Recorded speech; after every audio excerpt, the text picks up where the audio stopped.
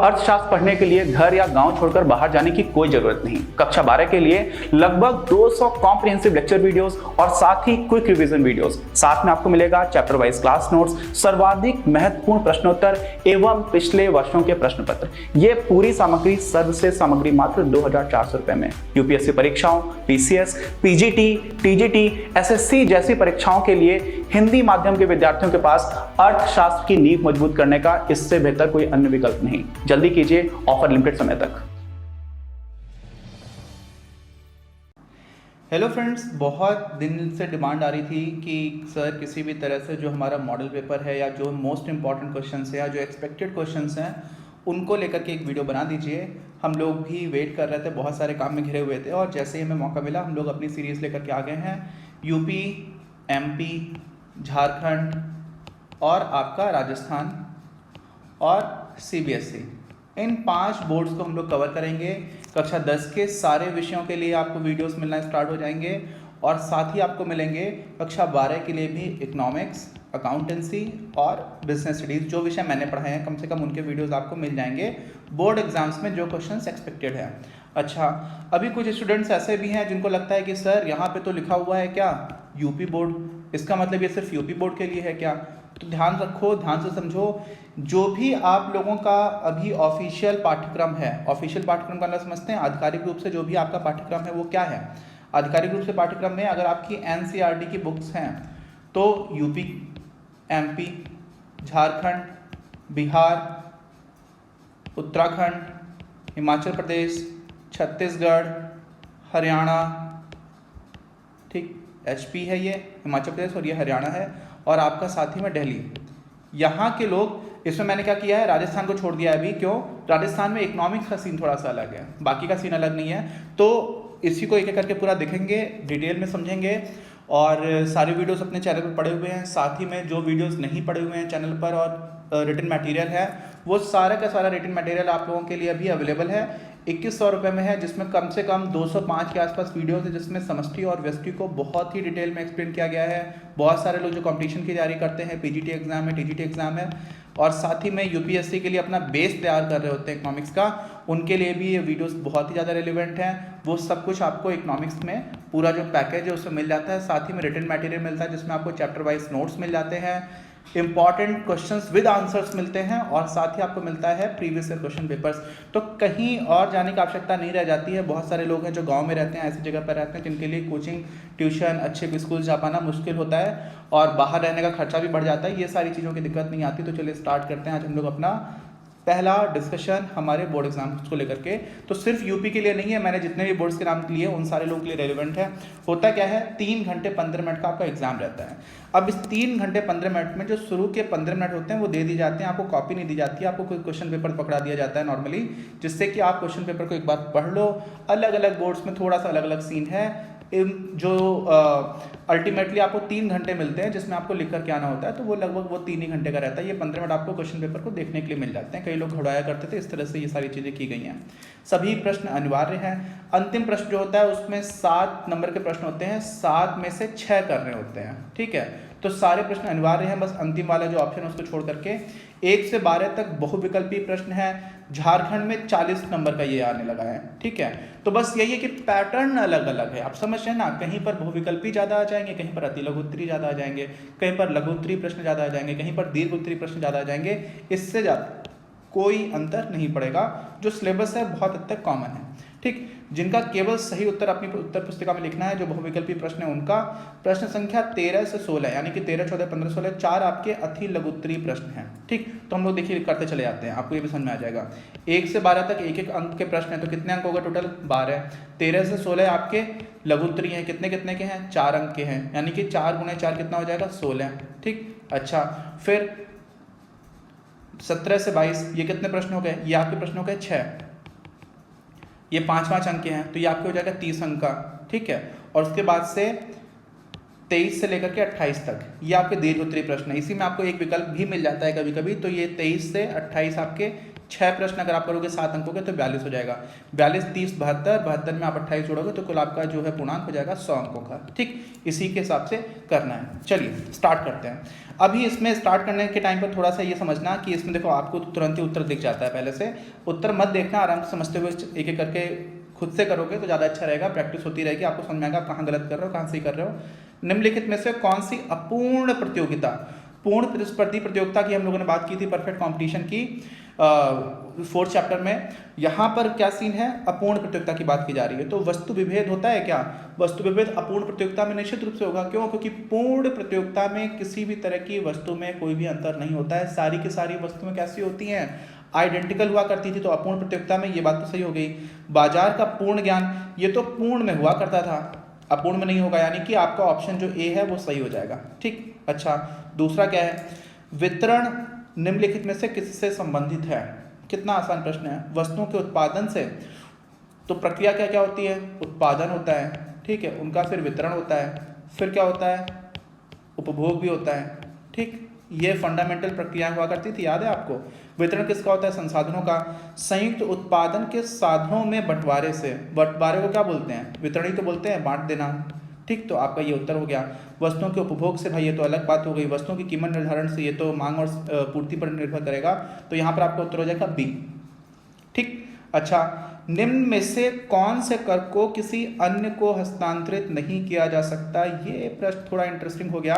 क्यों, क्योंकि यहाँ पर थोड़ा सा इनडायरेक्ट लॉजिक लग रहा है। लॉजिक क्या हुआ कर रहा है, लॉजिक होता है कि आपका एक टैक्स होता है डायरेक्ट, जिसको हम लोग बोलते हैं प्रत्यक्ष कर। प्रत्यक्ष कर क्या हुआ करते हैं, ऐसे कर जो जिस पर लगाए जा रहे हैं उसी से वसूले जा रहे हैं। ठीक, जैसे कि आपका आयकर।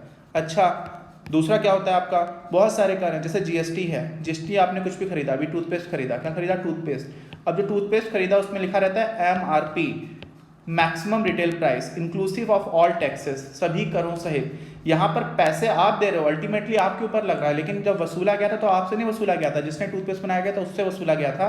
तो अन्य को हस्तांतरित किया गया है ना, जीएसटी को। यहाँ पर क्या लिखा हुआ है, कौन से कर को किसी अन्य को हस्तांतरित नहीं किया जा सकता, यानी कि प्रत्यक्ष कर की बात की जा रही है। तो उत्पादन शुल्क तो अप्रत्यक्ष कर होता है, व्यापार कर अप्रत्यक्ष होता है, केंद्रीय बिक्री कर अप्रत्यक्ष होता है, आय कर ये प्रत्यक्ष होता है। इसका मतलब ऑप्शन डी हो जाएगा हमारा सही। ठीक, अच्छा सकल राष्ट्रीय उत्पाद है, ध्यान से समझिएगा इसको, बहुत इंटरेस्टिंग है। 2nd चैप्टर हम लोगों ने बहुत ही डिटेल में पढ़ा हुआ है। सकल राष्ट्रीय उत्पाद क्या होता है भाई, जीडीपी, डी मतलब डोमेस्टिक, डोमेस्टिक मतलब घरेलू। घरेलू में आप जोड़ा करते थे NFIA, net factor income from abroad, विदेशों से प्राप्त शुद्ध या निवल कारक आय। जब आप इसको जोड़ देते हो तो आपको मिल जाता है GNP। तो क्या हो जाएगा, सकल घरेलू उत्पाद प्लस विदेशों से प्राप्त शुद्ध राष्ट्रीय आय। तो आप एकदम खुश हो गए, आप ए ऑप्शन मार्क करके आ गए और आपका आंसर हो गया गलत। क्यों गलत हो गया, क्योंकि यहाँ पर बाकी ऑप्शंस भी आपने भी नहीं देखे, उनको भी देख लो पहले।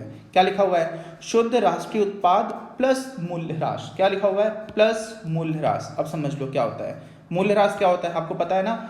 कोई भी इन्वेस्टमेंट हो रहा होता है, किसी भी इन्वेस्टमेंट में, जैसे मान लीजिए कोई सड़क है वो पुरानी होती जा रही है, तो जो घिसावट की वजह से नुकसान हो रहा होता है उसको हम लोग बोल देते हैं डेप्रिसिएशन या फिर मूल्यह्रास।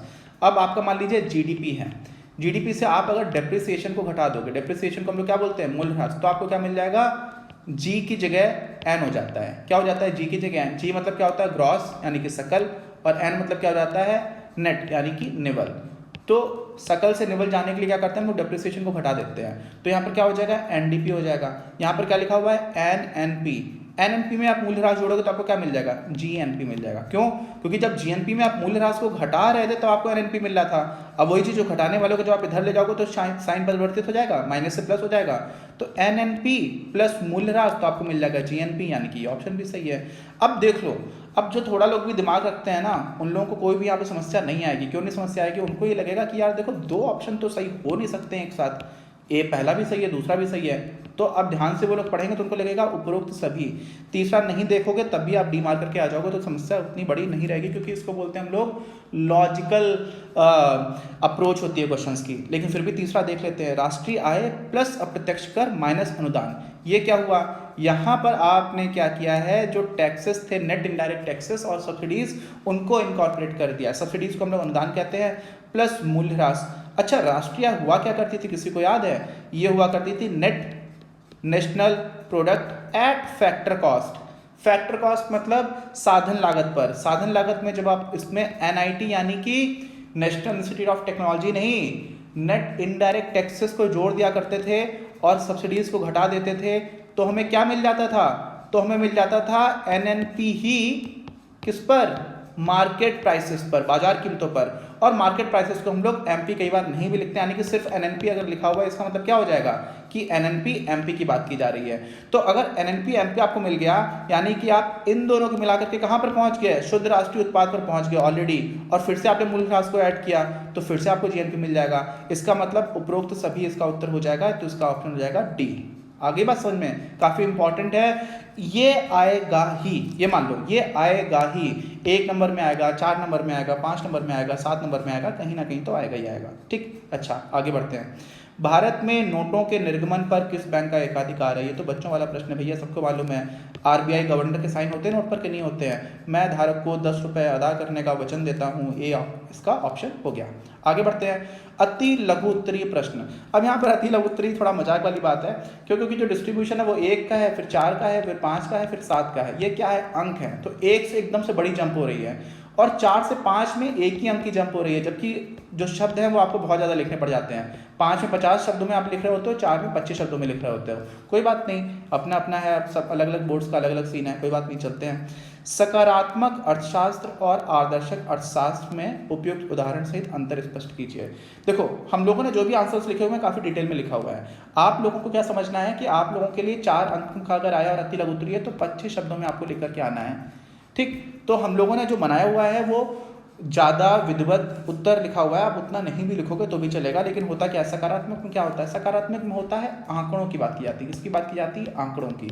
अच्छा, और आदर्शक में क्या होता है? आदर्शक में होता है क्या होना चाहिए, विचार होते हैं, अर्थशास्त्रियों के अपने विचार होते हैं, बेटर ऑप्शंस को ढूंढने की कोशिश की जाती है। यहाँ पर बात होती है आंकड़ों की, बस यही मेन अंतर है। ठीक, तो क्या क्या है, जैसे कि आप समझ लीजिए, तथ्यों और आंकड़ों को सत्यता के लिए जांचा जा सकता है। कब? जब सकारात्मक की बात करेंगे, इसको हम लोग बोलते हैं पॉजिटिव इकोनॉमिक्स।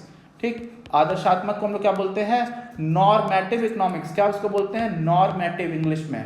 कोई दिक्कत की बात नहीं है। अब क्या होना चाहिए क्या नहीं होना चाहिए, इसलिए इनकी सत्यता को जांचा नहीं जा सकता ठीक से। आ रही बात समझ में? ठीक, इनका था क्या था, फैक्ट है, एक आंकड़ा है, क्या होगा ये भी आंकड़ा है। ठीक, लेकिन क्या होना चाहिए इसकी बात कब की जाती है? जब हम लोग आदर्शात्मक अर्थशास्त्र की बात करते हैं। तो बस ये है। अब जैसे उदाहरण क्या है, भारत की 22% जनसंख्या निरपेक्ष रूप से गरीब है, यानी कि एब्सोल्यूट पॉवर्टी है भारत में कितना?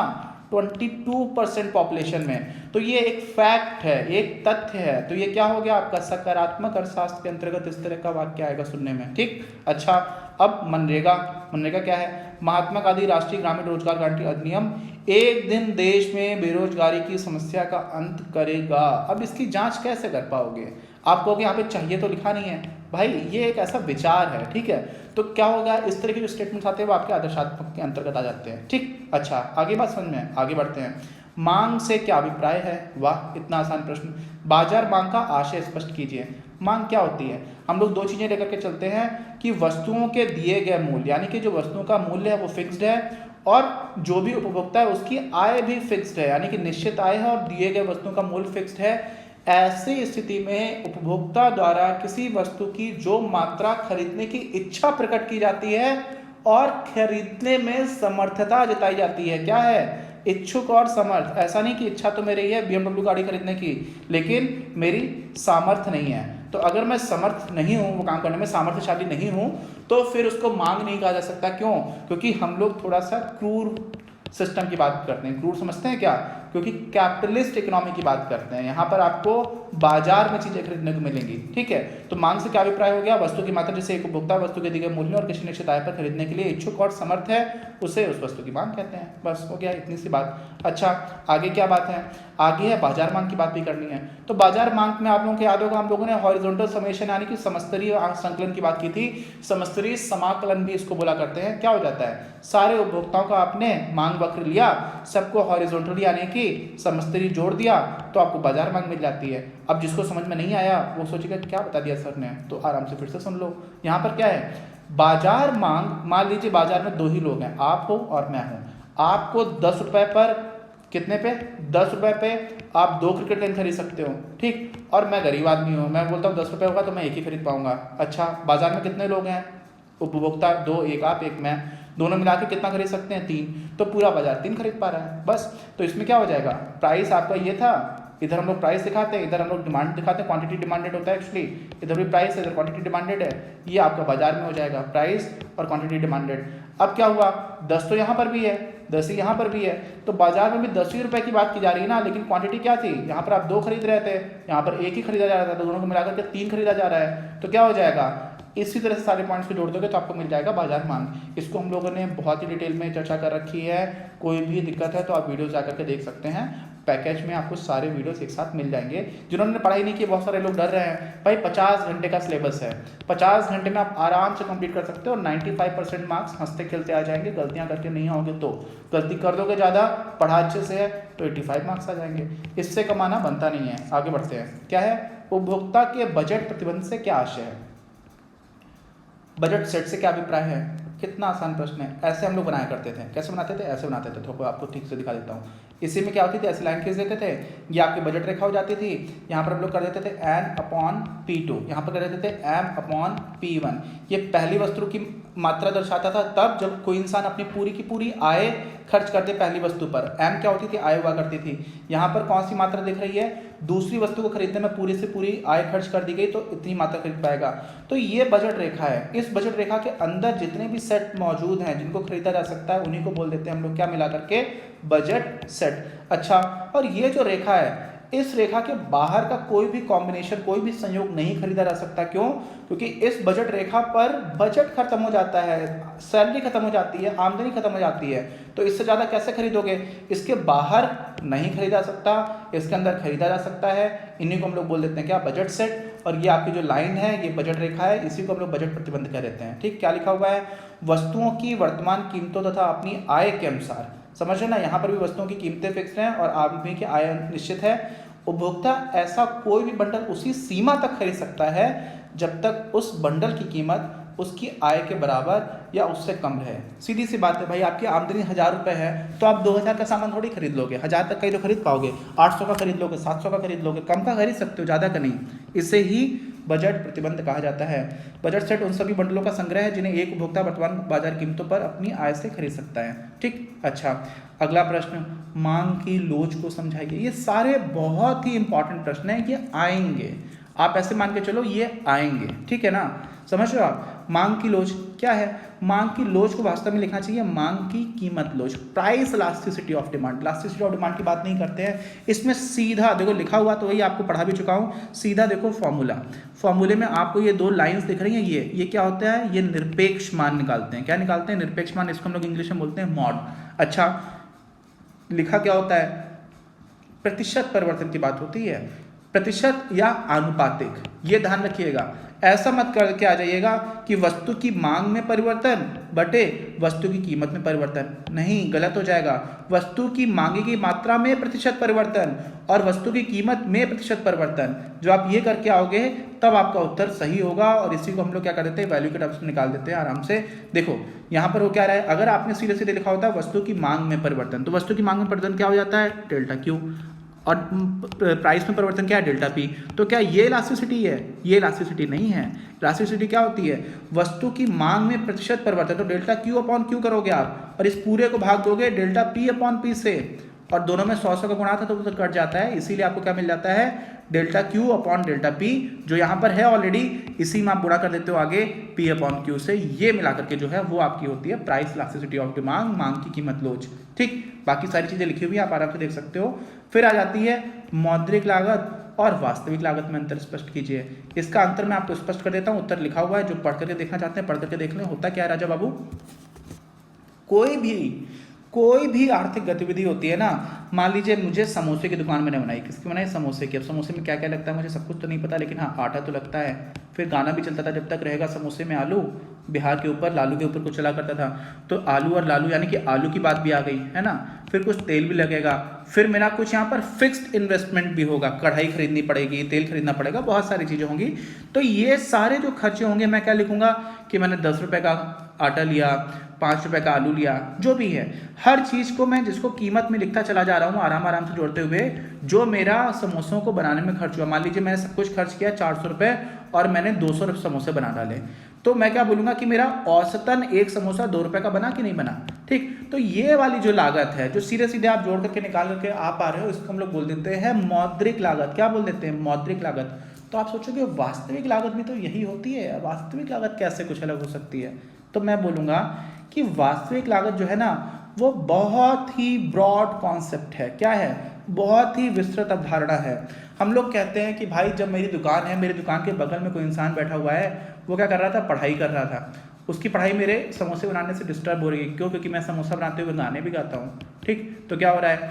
कुल मिला करके जो भी काम किया जा रहा है उसमें होने वाले हर तरह के कष्ट को भी आप इंक्लूड कर लेते हो, हर तरह के प्रदूषण को भी आप इंक्लूड कर लेते हो। मैंने समोसे बनाए तो कुछ तो धुआं वगैरह निकला, तो हर तरह की कॉस्ट, जो साहसी है, उद्यमी है, वो अपने बाकी उसी पूंजी को निवेश कर देता कहीं पर, उस पर उसको कुछ ब्याज मिलता, इसने उस चीज़ को भी छोड़ दिया, है ना।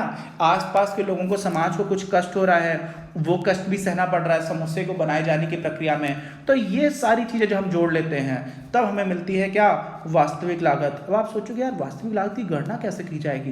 बिल्कुल सही बात है, इसकी गणना करना काफ़ी कठिन कार्य होता है। वास्तविक लागत की गणना करना कठिन कार्य होता है, बहुत सारी चीज़ें हो जाती हैं। लेकिन ये हम लोग क्यों जोड़ते हैं? ये हम लोग तब जोड़ते हैं जब हम लोग सोशल कॉस्ट की बात करते हैं। आप लोग हायर एजुकेशन में जाओगे तब आपको समझ में आ जाएगा। मान लीजिए मैंने एक फैक्ट्री लगाई, फैक्ट्री में मैंने सब पूरा खर्चा कर दिया मैंने 10 करोड़ रुपए का। कितने का? 10 करोड़ रुपए का। 4, 3, 7 और 1, 8। ठीक, और प्रोडक्शन मैंने बना दिया 50 करोड़ का। तो मैं तो खुश हो गया कि भाई देखो 40 करोड़ का तो मुझे मुनाफा हो रहा है। लेकिन पता चला कि मेरी उस फैक्ट्री की वजह से किसी नदी को 100 करोड़ का नुकसान हो गया। क्या हो गया? उस नदी को साफ करने में 100 करोड़ खर्च हो रहा है जो मेरी फैक्ट्री प्रदूषित कर रही थी। तो वास्तव में पूरे समाज को नुकसान होगा है, और इसी वजह से हम लोग वास्तविक लागत के कॉन्सेप्ट को महत्व देना स्टार्ट कर चुके हैं, जो कि बहुत अच्छी बात है। आगे बढ़ते हैं। आगे बढ़कर क्या मिल रहा है? कुल स्थिर लागत, कुल परिवर्ती लागत और कुल लागत की अवधारणाओं की बात करिए। ठीक है, ये है कुल परिवर्ती लागत और कुल लागत। बहुत ही आसान है। यहाँ पर एक और बात मैं आप लोगों को बोलूँगा जो आएगा, मैं लिख करके दे देता हूँ, आएगा सीमांत। सीमांत समझते हैं? मार्जिनल, अगली इकाई के लिए क्या होने वाला है। इस कॉन्सेप्ट पर एक ना एक प्रश्न आता ही है, हमेशा आता है बोर्ड एग्जाम्स में, तो आएगा। यहाँ पर हम लोगों ने सीमांत लागत की बात नहीं की है अभी, ध्यान रखिएगा, है ना। लेकिन मुझे याद आएगा कि इस पर कुछ ना कुछ तो आता ही है, तो मैंने आपको बताया। अभी देख लेते हैं ये क्या होता है। इसमें टेबल देख लेंगे, बाकी सब आपको जो कुछ लिखा पड़ा है वो तो आपको मालूम ही है। टोटल कॉस्ट हम लोग क्या कर देते हैं? दोनों कॉस्ट को मिला देते हैं। टोटल कॉस्ट मतलब total variable cost TVC and total fixed cost TFC। Fix मतलब स्थिर, वेरिएबल मतलब परिवर्ती। क्या किया? कुछ नहीं किया, कुछ आंकड़े ले लिए। यहाँ पर आपकी क्वांटिटी है, आउटपुट है, मात्रा है, 0, 1, 2, 3, 4 ऐसे करके आप वस्तुएं बनाते चले गए। टोटल फिक्स्ड कॉस्ट यानी कि जो आपकी कुल स्थिर लागत है, स्थिर लागत तो स्थिर ही रहेगी। आपको समोसे बनाने थे, 20 रुपए की कढ़ाई आ गई, कलछी आ गई, तो वो 20 रुपए का इन्वेस्टमेंट जो फिक्स्ड है, जो परिवर्तित नहीं होगा, चाहे आप 0 समोसा बनाओ, चाहे आप 500 समोसे बना दो, ठीक है, उसको हम लोग बोलेंगे टोटल फिक्स्ड कॉस्ट। और टोटल वेरिएबल कॉस्ट क्या है कि पहला समोसा बनाने जब तक आपने 0 समोसा बनाया तब तक तो कुछ भी नहीं लगा, लेकिन आप जब पहला समोसा लगा रहे थे तो उसमें तेल लगा और उसमें आटा लगा, उसमें आलू लगा, उसमें मिर्च मसाला लगा, तो 10 रुपये का खर्चा आ गया। लेकिन जब दूसरा बनाया आपने तो कुल मिलाकर के 18 का खर्चा आया, तीसरा बनाया तो कुल मिलाकर के 24 रुपये का खर्चा आया, चौथा लगाया तो कुल मिलाकर के 29 रुपये का खर्चा आया। ये कुल मिलाकर के 29 रुपये का खर्चा कौन सा खर्चा है? जो कुल मिलाकर के नया खर्चा है। 20 का तो हो ही चुका है, ये कुल मिलाकर के 24 का मतलब ही नहीं है कि सिर्फ टोटल 24 हो रहा है। ये 24 वो है जो आपको अब 3 समोसे बनाने हैं। 20 रुपए के आपने कढ़ाई कलछी तो खरीद ही ली थी, 24 रुपए में क्या हो रहा है, आपको 3 समोसे को बनाने का मटेरियल इत्यादि उसका जो श्रम है उन सब में खर्च करना पड़ रहा है। तो आप हर अगले जैसे जैसे आपकी इकाई परिवर्तित हो रही है, ध्यान से समझिएगा क्या हो रहा है, जैसे जैसे इकाइयां परिवर्तित हो रही है, निर्गत स्तर परिवर्तित हो रहा है, निर्गत स्तर मतलब आउटपुट लेवल परिवर्तित हो रहा है, उसी तरह से ये कॉस्ट भी बदल रही है। इसीलिए इसको हम लोग बोल देते हैं क्या, वेरिएबल कॉस्ट। आ रही है बात समझ में, कितना होकर के निकल के आ रहा है देखो। तो ये आपका हो जाती है स्थिर लागत, कुल स्थिर लागत, ये हो जाती है कुल परिवर्ती लागत, और इन्हीं दोनों को मिला दिया तो आपको मिल जाती है कुल लागत। आप ये टेबल बना करके आ जाओगे अपने मन से। अब आप सोचोगे कि सर ये 20 ही रखना है क्या? जब आप ऐसा प्रश्न पूछते हो तो मैं आपके हाथ जोड़ लेता हूँ। मैं सोचता हूँ कि यार ये लड़का कितना ज़्यादा, कुछ लोग होते हैं ना जो समझ कर नहीं पढ़ते, कुछ लोग ऐसे होते हैं मजाक की बात नहीं है। आप समझिए कि भाई फिक्स कॉस्ट में कुछ भी रख लो यार, 20 की जगह 10 रख दें तो कुछ नुकसान थोड़ी हो जाएगा। लेकिन ये मत कर देना कि यहाँ पे 10 रखा तो आगे 20 कर दो, जो भी रखोगे उसको फिक्स्ड रखना रहेगा। और टीएफसी में क्या होगा, टीएफसी में भी जो लोगों ने थोड़ी बहुत ठीक से पढ़ाई की उनको समझ में आता है यार कि पहले जो है ना लागत बहुत तेजी से बढ़ेगी, फिर एकदम से घटना स्टार्ट हो जाती है, एक लेवल तक घटती चली जाती है, फिर क्या हो जाता है, फिर बढ़ना स्टार्ट हो जाती है तेजी से। तो देखो ये क्यों होता है, ये कुछ लोगों ने law of diminishing marginal utility की तरह ही प्रोडक्शन में पढ़ा होगा। जब हम लोग किसी भी एक इकाई को और खर्च करते चले आते हैं, लगाते चले जाते हैं, तो उतना ज़्यादा आउटपुट नहीं मिल रहा होता है, तो जो मार्जिनल प्रोडक्ट है वो भी गिर रहा होता है। ये सारी बात हम लोगों ने 3rd चैप्टर में की हुई थी व्यष्टि अर्थशास्त्र में, बहुत ही डिटेल में नहीं जाऊँगा। तो कुल मिला करके क्या हो रहा है, यहाँ पे देखो 10 इकाई बढ़ा, फिर यहाँ पर 8 ही बढ़ा, फिर यहाँ पर 6 ही बढ़ा, फिर 5 ही बढ़ा, फिर 4 ही बढ़ा, तो घटता चला जा रहा है, ठीक है, अगली इकाई के लिए। लेकिन फिर क्या हुआ, गेम बदल गया, यहाँ पे 6 बढ़ गया, फिर 8 बढ़ गया, फिर 13 बढ़ गया, फिर 15 बढ़ गया और फिर 20 बढ़ गई। तो फिर बहुत तेजी से कॉस्ट बढ़ने लग जाती है, क्योंकि जो आपका मार्जिनल कॉस्ट कर्व होता है कुछ इस तरह से भाग रहा होता है ऊपर की तरफ। जिन्होंने ठीक से पढ़ाई की है उनको समझ में आ गया होगा, जिन्होंने अपनी क्लास की वीडियोस देखे उनको कोई भी दिक्कत नहीं आई होगी। बढ़ते हम लोग आगे। क्या आ रहा है, सार्वजनिक आय के साधनों को लिखिए। सार्वजनिक आय क्या होती है, सरकार की आय, एक तरह से समझ लीजिए बजट में जो जो स्रोत होते हैं, ठीक है। ये सारी कहानियां हैं। इस कहानी से बहुत ही अच्छी तरह से आप लोग देखोगे तो हम लोगों ने इसकी बात की हुई थी। 2 तरह से होता है, इंग्लिश में लिखा हुआ है, डरने की बात नहीं, मैं आपको हिंदी में बता दूंगा। यहाँ पर आपकी होती है राजस्व प्राप्तियाँ, ठीक है, यहाँ पर आपकी होती है पूंजीगत प्राप्तियाँ। राजस्व प्राप्तियाँ ही ज़्यादा महत्वपूर्ण होती हैं। सरकार को आमतौर पर होने वाला जो भी पैसा आ रहा होता है उसको राजस्व प्राप्तियों में डाला जाता है। सबसे पहले आपके दिमाग में आएगा, अच्छा तो सबसे पहले तो सरकार टैक्स लिया करती है, कर आता है। कर भी 2 तरह का होता है, डायरेक्ट यानी कि प्रत्यक्ष और इनडायरेक्ट यानी कि अप्रत्यक्ष। इसके अंदर क्या क्या होता है वो भी लिख सकते हो, इतना महत्वपूर्ण नहीं है। हालांकि अभी ये सब बढ़ा करके आप सबसे पहले तो इनडायरेक्ट में लिख दिया करो जीएसटी, ठीक है। और उसके बाद रेवेन्यू रिसीट्स में दूसरा क्या होता है, सरकार बहुत सारा फाइन भी तो लगाती है। भाई कोरोना के टाइम पर दिल्ली में 2000 रुपये का फाइन लग रहा है कि नहीं लग रहा है, ठीक, तो फाइन्स हो जाते हैं। सरकार ने किसी को उधार दिया होता है, उस पर सरकार को इंटरेस्ट मिल रहा होता है। सरकार बहुत सारी सर्विसेज देती है, रेलवे में आप टिकट खरीदते हो कि नहीं खरीदते हो, तो वो पैसा किसके पास आता है, सरकार के पास आता है। फिर सरकार की बहुत सारी कंपनीज हैं, ONGC, फलाना ठिकाना, इन सारी कंपनियों में सरकार की हिस्सेदारी है, तो इन कंपनियों को फायदा होता है, तो उस फायदे का यानी कि उस लाभ का अंश मिलता है, तो लाभांश यानी कि डिविडेंड इनकम भी मिल जाती है। तो ये जो डिविडेंड लिखा हुआ है वो भी सरकार को मिलता है। लेकिन ये सारी चीजें क्या है, सरकार के रोजमर्रा के कामकाज से मिल रही होती है, तो इसीलिए इनको हम लोग बोल देते हैं राजस्व प्राप्तियां। अच्छा, अब राजस्व प्राप्तियां तो हो गई, तो आप कहोगे कि पूंजीगत प्राप्तियों में क्या होता है, तो आप कहो नहीं, आप देख लो कि लिखा क्या हुआ है ना, आपको तो दिख ही रहा है, लेकिन उसको भी हम लोग समझ लेते हैं। पूंजीगत प्राप्तियों में सबसे पहले हमारी अब समय की जो सरकार है बहुत ज़्यादा दम लगा रही है विनिवेश करने में, जिसको हम लोग इंग्लिश में बोलते हैं डिसइन्वेस्टमेंट। सरकार की बहुत सारी संपत्तियां हैं, एयर इंडिया सरकार का, सरकार कह रही है इसको बेचो। सरकार की बहुत सारी कंपनीज है, सरकार कह रही है इसको बेचो या इसमें अपनी हिस्सेदारी को कम करो। तो जब सरकार अपनी हिस्सेदारी कम करेगी तो भविष्य में जो पैसा उससे उस कंपनी की वजह से मिल सकता था वो नहीं मिलेगा, लेकिन अभी तो मिलेगा। तो अभी जो मिलेगा तो वो क्या हो जाता है, डिसइन्वेस्टमेंट, है ना। तो पूंजीगत प्राप्तियों में मुख्य रूप से क्या हो रहा होता है, या तो आपकी परिसंपत्तियां कम हो रही होती हैं या फिर आपका उधार बढ़ रहा होता है। तो उधार को हम लोग क्या बोल देते हैं इंग्लिश में, बोरोइंग्स। तो बोरोइंग्स लिखा हुआ है। प्रोविडेंट फंड भी एक तरह का सरकार उधार ले लेती है, यहाँ से लोग पैसे जमा करते हैं, सरकार उसी से अपनी गतिविधियां चला रही होती है। और ये है रिकवरी ऑफ लोन्स। सरकार ने किसी को ब्याज पर पैसे दिए हुए थे, तो जो ब्याज मिल रहा था वो तो रेवेन्यू रिसीट्स में आ रहा था, इंटरेस्ट रिसीट्स यानी कि ब्याज जो आपको मिला, लेकिन जब मूलधन वापस मिला तो उसको हम लोग बोलेंगे क्या, रिकवरी ऑफ लोन्स। तो ये सारी कुल मिलाकर के सरकार की क्या हो जाती है, सार्वजनिक आय के स्रोत हो जाते हैं। तो देखो कर से प्राप्त आय, कर में बहुत सारे, सबसे मेन तो है वो सरकार का कर ही होता है। फिर गैर कर आय में बहुत सारी चीजें, मैंने बोला था शुल्क लगा रही है। दरें क्या होती है, स्थानीय सरकारें मुख्य रूप से म्युनिसिपल कॉर्पोरेशन होती है, नगर निगम है, नगर पंचायतें हैं, जिला पंचायत है, ग्राम पंचायत है, ये अपनी अपनी सीमाओं के अंतर्गत बनी अचल संपत्ति पर जो टैक्स लगाती है उसे रेट्स कह देते हैं, दरें कह देते हैं। ये हो जाता है। दंड, सरकार ने किसी के ऊपर कुछ और दंड लगा दिया है ना, सरकारी नियमों का उल्लंघन करने पर, हेलमेट नहीं पहनने पर, इस तरह की चीजों पर भी लगता है, तो वो दंड से भी सरकार को पैसा मिल जाता है। फिर कई लोग सरकार को उपहार भी देते हैं आवश्यकता पड़ने पर, और देश का युद्ध पर चला गया देश तो सरकार कई लोगों की सैलरी बोल देती है कि एक एक दिन की सैलरी दे दो, इस तरह की चीजें आ जाती है। तो ये सारी चीजें हैं, ये सारी चीजें आप आराम से एक करके देख लोगे तो आपको समझ में आ जाएगा। ठीक, उतना समझने की जरूरत नहीं है। ये जो है ये बहुत ज्यादा इंपॉर्टेंट है, आप ऐसे बना करके आ जाओगे तो एग्जामिनर भी खुश हो जाएगा, उसको लगेगा कि इस बच्चे को पूरी क्लैरिटी है। ठीक, आगे बढ़ते हैं। भारत के भुगतान संतुलन के असंतुलन को दूर करने के उपायों की चर्चा कीजिए। ये प्रश्न थोड़ा इनडायरेक्ट है, थोड़ा स्मार्ट है। क्यों है? क्योंकि आपको बताया नहीं है कि भारत में जो भुगतान असंतुलन है वो किस दिशा में है। भारत में फॉरेन एक्सचेंज रिजर्व बढ़ता जा रहा है या कम होता जा रहा है, भारत में निर्यात ज़्यादा होता है या आयात ज़्यादा होता है। ठीक, आमतौर पर हम लोग ऐसे लोग हैं जो लोग आयात बहुत ज़्यादा करते हैं, आता बहुत कुछ है हमारे देश में, जाता कम है। ये कोई खुशी की बात नहीं है, हम लोग कम चीज़ें बना करके दुनिया भर को दे पा रहे हैं और दुनिया भर की बहुत सारी चीज़ें मंगा रहे हैं वैल्यू के टर्म्स में। खास तौर से कच्चा तेल है हमारे देश में है नहीं, प्राकृतिक गैस, इन सारी चीज़ों को हम लोग बहुत ज़्यादा इम्पोर्ट करते हैं। आयात को इंग्लिश में बोलते हैं हम लोग क्या, इम्पोर्ट। ठीक, तो होता क्या है, इसकी वजह से क्या हो जाता है कि हम लोगों का ज़्यादा पैसा बाहर जा रहा है ना। आपने स्वदेशी जागरण मंच की बात सुनी होगी, महात्मा गांधी जी ने भी विदेशी कपड़ों को जलाया था, होली जलाई जाती थी विदेशी कपड़ों की। क्यों? स्वदेशी अपनाओ विदेशी भगाओ क्यों बोला जाता है? क्योंकि हमारे देश का पैसा बाहर जाने लग जाता है अगर हम लोग ज़्यादा से ज़्यादा विदेशी वस्तुओं का सेवन करते हैं। बहुत सारे हैं, चाइनीज़ मोबाइल फ़ोन्स हमारे देश में आते हैं, हुंडई है, सैमसंग भी कोरियन है, बहुत विवो, ओप्पो, ये सारे चाइनीज़ ब्रांड्स हैं, शियोमी है। तो अभी क्या होता है कि हमारा सबसे पहले आपको आइडिया यहाँ पर क्या लगना चाहिए कि भाई ये जो बात की जा रही है भुगतान संतुलन के असंतुलन को, तो असंतुलन किस दिशा में है आपको समझ में आना चाहिए कि निर्यात है कम, आयात है ज़्यादा, ये समझ में आना चाहिए। अच्छा, लेकिन निर्यात और आयात तो वास्तव में हमारे भुगतान संतुलन की स्थिति को प्रभावित करते हैं। जो प्रभाव पड़ा वो क्या पड़ा?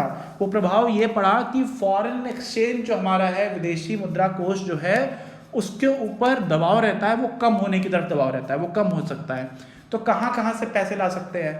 पैसे लाए जा सकते हैं सबसे पहले तो भाई इसी स्थिति को बदलो ना, निर्यात को बढ़ाओ और आयात को कम करो।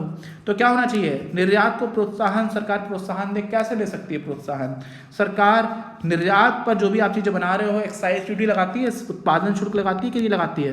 लेकिन सरकार कह दे कि अगर आप निर्यात करने के लिए चीज़ें बना रहे हो तो हम उत्पाद कर कम कर देंगे, है ना। तो कमी की जानी चाहिए निर्यात संबंधित जो कर है उनमें भी, और निर्यात की जाने वाली वस्तुओं में भी अलग से टैक्सेस को कम किया जा सकता है। देश में उद्योगों को आर्थिक सहायता दी जानी चाहिए, देश में ऐसी पॉलिसीज़ बनानी चाहिए कि लोग अच्छे से काम कर पाए, उद्योग अच्छे से मिल पाए, देश में इंफ्रास्ट्रक्चर अच्छा होना चाहिए। अब पता चला आपके यहाँ पर कोई भी चीज़ बनी, कालीन बनाए, कालीन कितने का बना? 10,000 रुपये का। ठीक, अच्छा, चीन में कालीन कितने का बना?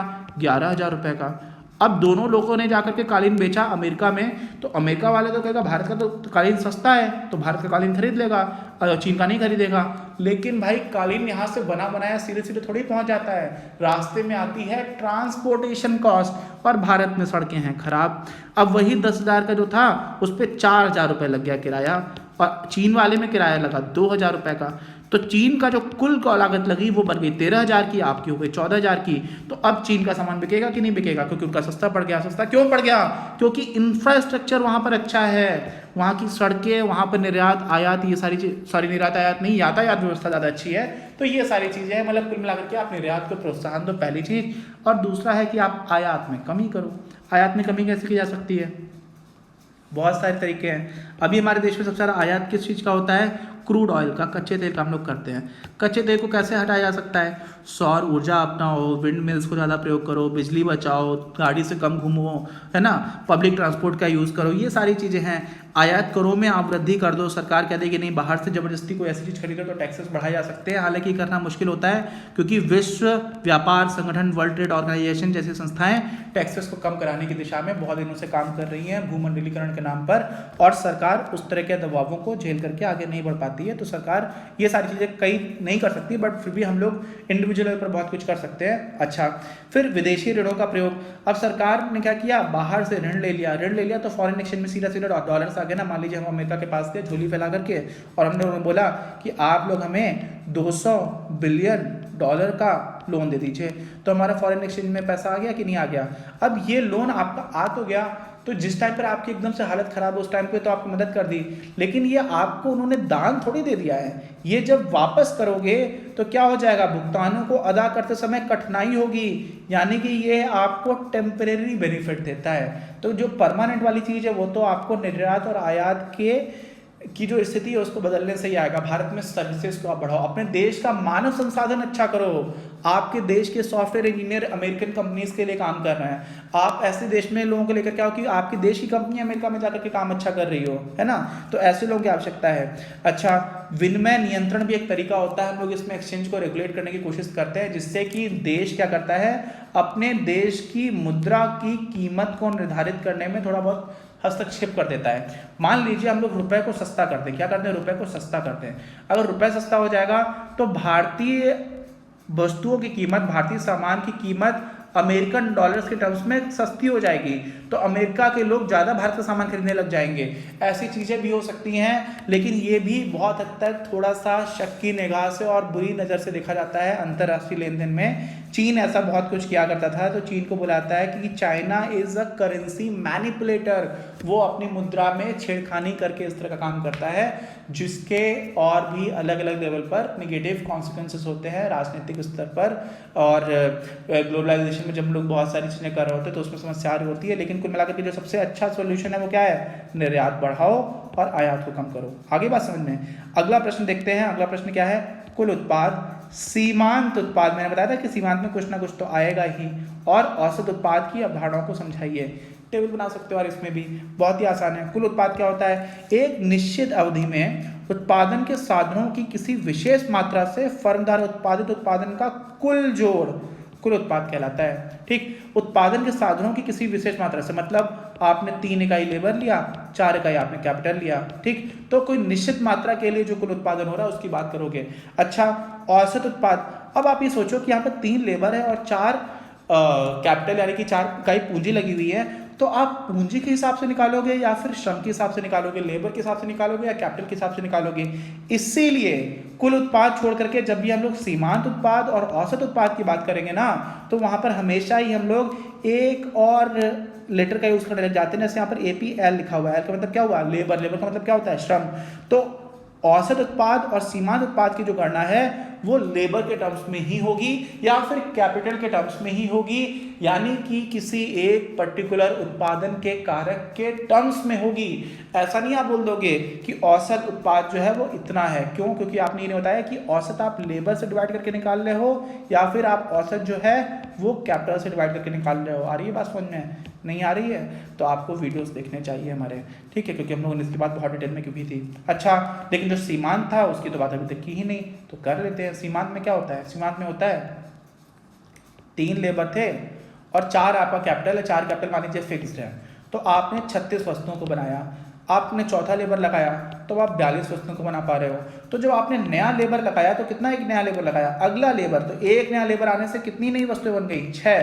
तो ये जो 6 है ये चौथे लेबर के लिए सीमांत उत्पाद है। तो इसको हम लोग क्या लिखेंगे, हम लोग लिखेंगे marginal product labour is equal to 4, जो है वो आपका 42 में से आपने 36 को घटाया तो आपको जो 6 मिला था ये आपका हो गया। तो ये कैसे निकाला था, ये TPL है, यानी कि क्या है, ये है आपका टोटल प्रोडक्ट जब लेबर 4 है, उसमें से आपने टोटल प्रोडक्ट जब लेबर आपका 3 है उसको घटा दिया तो आपको उत्तर मिल गया था। ठीक, आपको उदाहरण से समझ में आया होगा, बाकी जो परिभाषा है वो यहाँ पर लिखी हुई है, आप उसको देख सकते हो।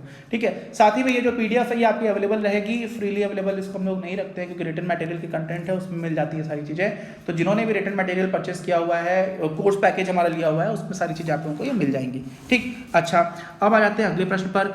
तटस्थता वक्र, इसके ऊपर भी प्रश्न आता ही आता है, कुछ ना कुछ आता है, इसकी विशेषता क्या है, कुछ ना कुछ आपका तटस्थता वक्र को हम लोग इंग्लिश में बोलते हैं इंडिफरेंस कर्व्स। इसके विश्लेषण की सहायता से उपभोक्ता के संतुलन की शर्तों को समझाइए। अच्छा, ये सारी कहानी लिखी हुई है, आप पॉज करके चाहो तो इसको देख सकते हो। इससे अच्छा मैं आपको इसको फिर से समझा देता हूँ। जो ग्राफ बनता है इसमें बहुत ही ज़्यादा इंपॉर्टेंट होता है, बहुत ही आसान भी होता है, इसको देख लेते हैं आराम से। ये आपके इस तरह के जो बने हुए हैं ना, ये आपके होते हैं इंडिफरेंस कर्व्स। अच्छा, तटस्थता वक्र। अच्छा, जो जितना ऊपर है, यानी कि ये ज़्यादा ऊपर था ना बाहर वाला, इस पर उतनी ही ज़्यादा प्रेफरेंस मिलेगी, इसमें उतनी ही ज़्यादा उपयोगिता होगी। क्या हो जाएगी, जो भी आपका कंज्यूमर है, उपभोक्ता है, उसको उतनी ज़्यादा उपयोगिता मिल रही होगी। अच्छा, अब आपसे अगर कोई पूछ ले कि अच्छा इस पर ज़्यादा उपयोगिता है, लेकिन ये जो आपका IC2 है उसमें इस बिंदु पर, किस बिंदु पर, इस बिंदु पर, और इस बिंदु पर जो उपयोगिता है उनका स्तर की क्या तुलना है। तो आप बोलोगे भाई यहाँ पर जितनी उपयोगिता है उतनी ही यहाँ पर है, क्यों? क्योंकि यहाँ पर इस सारे बिंदुओं पर जो उपभोक्ता है वो तटस्थ है। तटस्थ मतलब इनडिफरेंट है, उसे फर्क नहीं पड़ता, चाहे आप ये वाला कॉम्बिनेशन संयोग दो, चाहे आप उसको ये वाला कॉम्बिनेशन दो वस्तु x और y का, ठीक, वो दोनों ही, यानी कि चाहे आप उसको 2 केले और 4 आम दे दिए या आपने 3 केले और 3 आम दिए, उदाहरण के लिए मान लेते तो हो सकता है कि जितनी वैल्यू वो इस बंडल को कर रहा है उतनी ही वैल्यू इस बंडल को कर रहा है। तो हम लोग क्या बोल देते हैं कि इन दोनों संयोगों के बीच में हमारा उपभोक्ता तटस्थ है, इनडिफरेंट है। एक बहुत महान कवि हुआ करते थे हिंदी में, रामधारी सिंह दिनकर जी, उन्होंने एक तरह कविता लिखी हुई थी, जो तटस्थ हैं समय लिखेगा उनका भी अपराध। जो तटस्थ हैं समय लिखेगा उनका भी अपराध। कोई द्रौपदी का चीरहरण हो रहा है ना, और उसी प्रांगण में बहुत सारे बड़े बड़े धनुर्धारी और ये सारे लोग बैठे हुए हैं। जो लोग चुपचाप बैठे हुए हैं और आपकी आंख के सामने अगर किसी भी तरह का अत्याचार हो रहा है और आप चुपचाप बैठे हुए हो, तो समय ये भी कहेगा कि आप भी अपराधी थे, है ना। तो तटस्थ मतलब क्या होता है? जो लोग इनडिफरेंट है, जिन्हें फर्क नहीं पड़ रहा। तो यहाँ पर उपभोक्ता को इसमें किसी भी बिंदु पे फर्क नहीं पड़ रहा, इसीलिए इसको हम लोग बोलते हैं तटस्थता वक्र। अच्छा, तो ये तो हमारे तटस्थता वक्र हो गया। तटस्थता वक्र के साथ ही हमें आवश्यकता पड़ती है उपभोक्ता संतुलन निकालने के लिए बजट रेखा की। किसकी आवश्यकता पड़ती है? बजट रेखा की। तो ये आपकी बजट रेखा होगी। बजट रेखा सीधी ही बनाते हैं हम लोग, एकदम स्ट्रेट लाइन बनाते हैं, बस खाली उसको हाईलाइट करने के लिए मैंने इस तरह से थोड़ा थोड़ा मार्क कर दिया। अब बजट रेखा और तटस्थता वक्र जहां पर जिस बिंदु पर एक दूसरे को स्पर्श कर रहे होते हैं, तो देखो यहाँ पर स्पर्श हो रहा है, तो जिस बिंदु पर स्पर्श करते हैं वही आपका बिंदु उपभोक्ता संतुलन को बता देता है। जैसे जैसे आप मूल बिंदु के समीप जाओगे वैसे वैसे उपभोक्ता जो है उस तटस्थता वक्र की उपयोगिता कम होती चली जाएगी। जैसे जैसे बाहर जाओगे वैसे वैसे उपयोगिता बढ़ती जाएगी। लेकिन आपको यहाँ पर इस बजट रेखा को देखकर के क्या समझ में आ रहा होगा? बजट रेखा में हम लोगों ने भी बात की थी बजट सेट की।